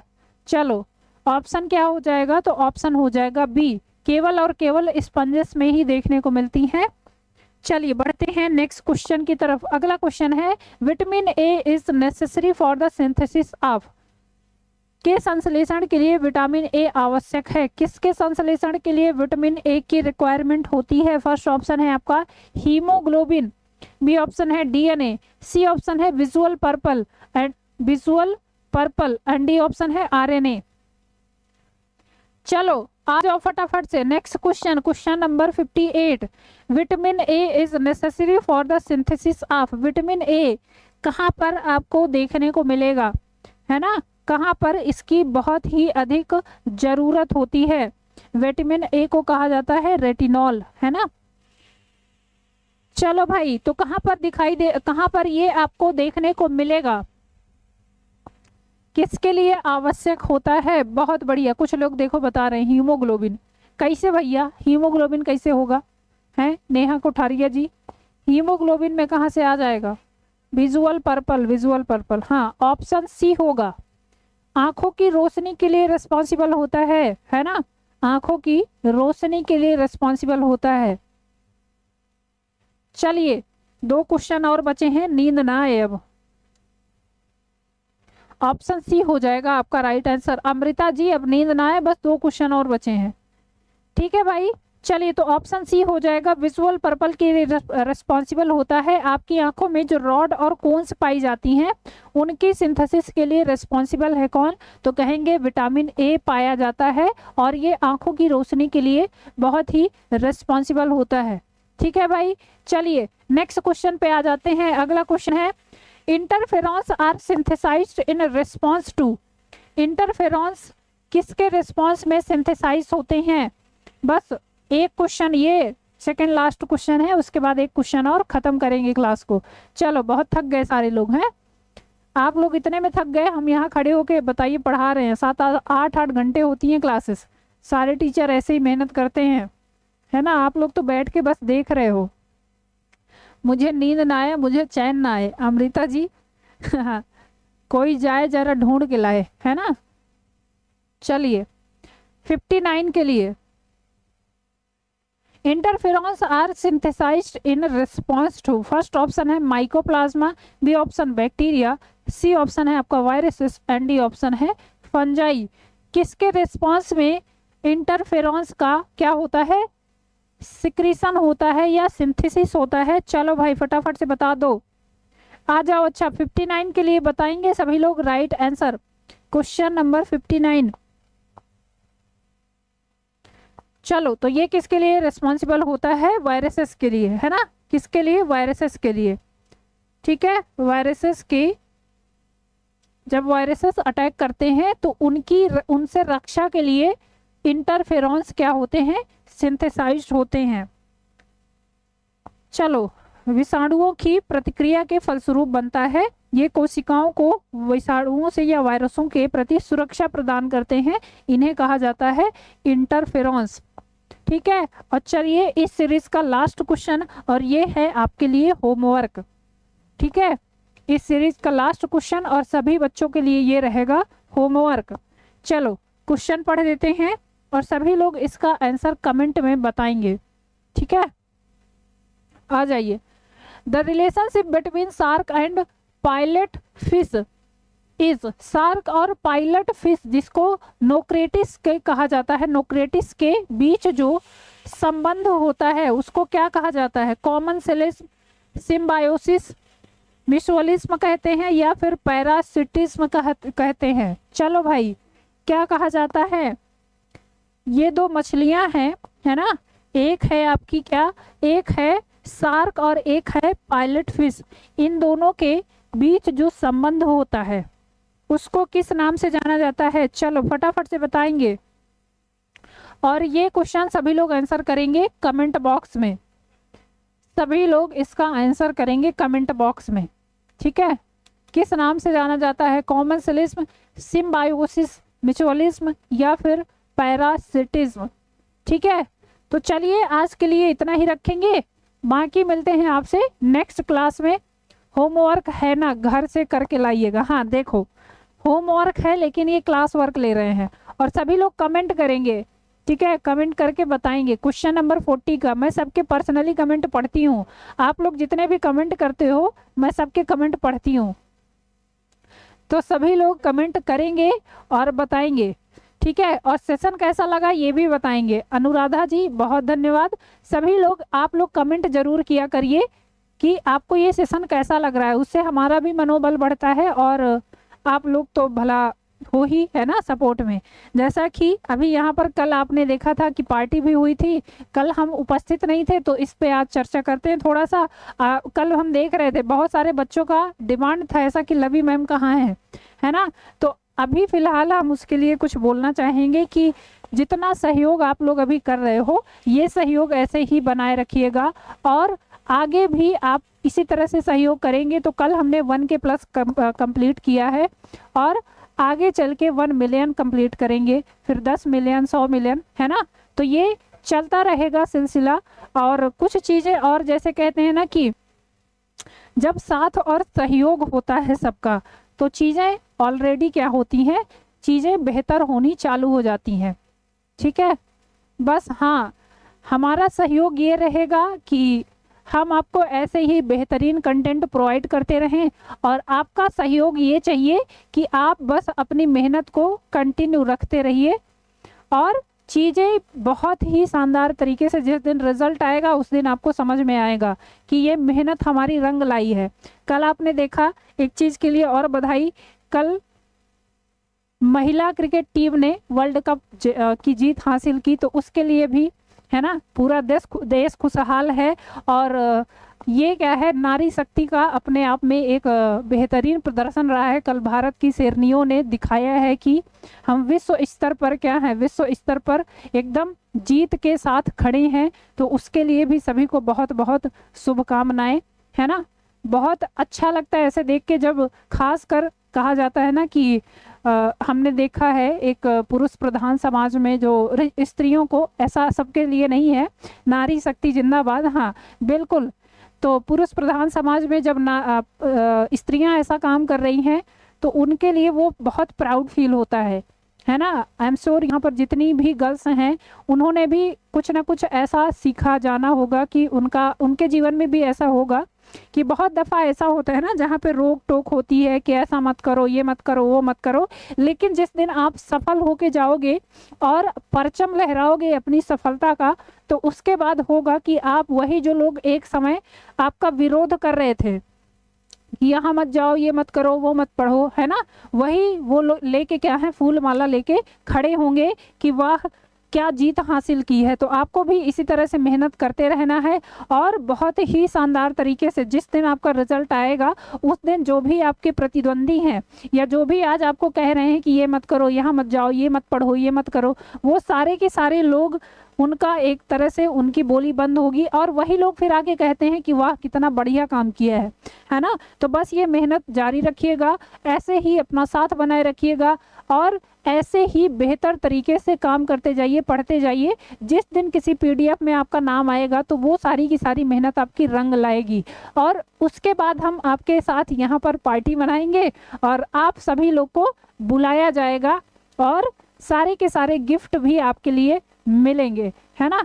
चलिए, तो आज के लिए फिलहाल इतना ही। सभी को बहुत बहुत शुक्रिया और सभी का बहुत बहुत धन्यवाद। मैम मैरिज के लिए क्या है, ताने मारते हैं रिलेशन वाले, कोई बात नहीं, ताने मारने दीजिए, दुनिया का लोगों का काम है। चांदनी जी कहते नहीं है, लोगों का काम ही है कहना। आप लोगों की बातों पे मत ध्यान दीजिए, आप अपने काम पे ध्यान दीजिए और इतने बेहतरीन तरीके से मेहनत करिए, इतने शानदार तरीके से मेहनत करिए कि जिस दिन आपका, कहते हैं ना, जिस दिन आपका दिन आएगा उस दिन लोगों की बोलती बंद होगी। तो लोगों की बातों को छोड़िए, बस आप अपने काम पे मेहनत करिए, ठीक है। आप अपने काम पे मेहनत करिए और कहते नहीं है कि सफलता आपकी शोर मचाएगी, आपकी सफलता शोर मचाएगी। चांदनी जी जो भी लोग कह रहे हैं अभी, आपकी सफलता एक दिन ऐसी होगी कि वो लोगों के मुंह बंद करेगी और शोर मचाएगी, है ना। मेहनत इतनी खामोशी से करो कि सफलता शोर मचा दे। तो जिस दिन से आपको ऐसा हो जाएगा कि आज हमारी क्या है, सफलता हो गई है, उस दिन से आपको लगेगा कि सारी मेहनत, सारी चीज़ें आज सफल हो गई हैं, ठीक है। तो चलिए, बढ़िया है, बाकी मिलते हैं नेक्स्ट क्लास में, कल मिलते हैं आपसे। और आप सभी का एक बार फिर से विशेष आभार, ठीक है। चलिए, ठीक है भाई, बाकी जो होमवर्क दिया गया है वो आप करके आइएगा, कमेंट में आंसर करिएगा सारे लोग। क्वेश्चन नंबर 60 के लिए सभी लोग आंसर करेंगे। बाकी कुछ सूचनाएं हैं आपके लिए, जैसा कि आपको पता है हमारे इस प्लेटफॉर्म में यूपी टेट और सी टेट के लिए, सी टेट का भी कल आपको तोहफा दिया गया था, सर के द्वारा आपको एक तोहफा दिया गया था। सी टेट आपका पेपर जो फरवरी में है, पेपर फर्स्ट और पेपर सेकंड के लिए कल आपको एक बहुत ही शानदार तोहफा दिया गया है, तो वो भी आपकी क्लासेस कंटिन्यू होंगी। यूपी टेट के लिए आपका जूनियर लेवल और प्राइमरी लेवल दोनों का बैच चल रहा है, तो यूपी टेट का भी संभवतः आपका पेपर हो सकता है जनवरी में हो, जैसा कि अभी अनुमान लगाया जा रहा है, ठीक है। तो ये बैच भी आपका चल रहा है, तो ज्वाइन करिए। हमारी फैसिलिटीज हैं, आपको लाइव प्लस रिकॉर्डेड क्लासेस दी जाएंगी, आपको क्लास के पीडीएफ, टेस्ट सीरीज, ठीक है, बेहतरीन कंटेंट और सारे के सारे बैचेस में आपको जो डाउट क्लासेस हैं वो भी आपसे करवाई जाएंगी। आपके भी जो भी डाउट होंगे वो आपसे ऐसे हम बात करके क्लियर करेंगे, ठीक है। बाकी आपको पता ही है, ये आपका प्लेटफॉर्म है, आपका अपना परिवार है, द स्मार्ट विजन क्लासेस। तो जाइए सभी लोग प्ले स्टोर पर और द स्मार्ट विजन क्लासेस के ऐप को ज़्यादा से ज़्यादा डाउनलोड करिए और हमसे जुड़िए, अपनी तैयारी को बेहतरीन करिए, ठीक है। बाकी हमारे कोर्सेस आपको पता है, TGT, PGT, LT, GIC, UGC, net, JRF के लिए। उसके अलावा सीटेट का भी कल सर के द्वारा बहुत ही शानदार आपको गिफ्ट दिया गया है, सीटेट का बैच स्टार्ट हो गया है, ठीक है। वो भी एकदम फ्री ऑफ कॉस्ट है ना सर, बिल्कुल फ्री ऑफ कॉस्ट दिया जा रहा है। उसके अलावा यूपी टेट चल ही रहा है, एसटेट भी आपको देखने को मिल रहा है, DSSS, उसके अलावा बीपीएससी, केवीएस, एनवीएस और EMRS, इन सभी के बैचेस आपको देखने को मिल जाएंगे। तो ठीक है, जुड़िए हमसे, बाकी मिलते हैं आपसे नेक्स्ट क्लास में। तब तक ध्यान रखिए, मौसम चेंज हो रहा है, बहुत सारे बच्चों का अभी बता रहे थे कि किसी को सर्दी है, किसी को जुकाम है ना। तो सभी लोग ध्यान रखिए, सभी लोग ध्यान रखिए और पढ़ते रहिए। बाकी मिलते हैं कल की क्लास में, तब तक के लिए धन्यवाद, all the best, thank you class, पढ़ते रहिए।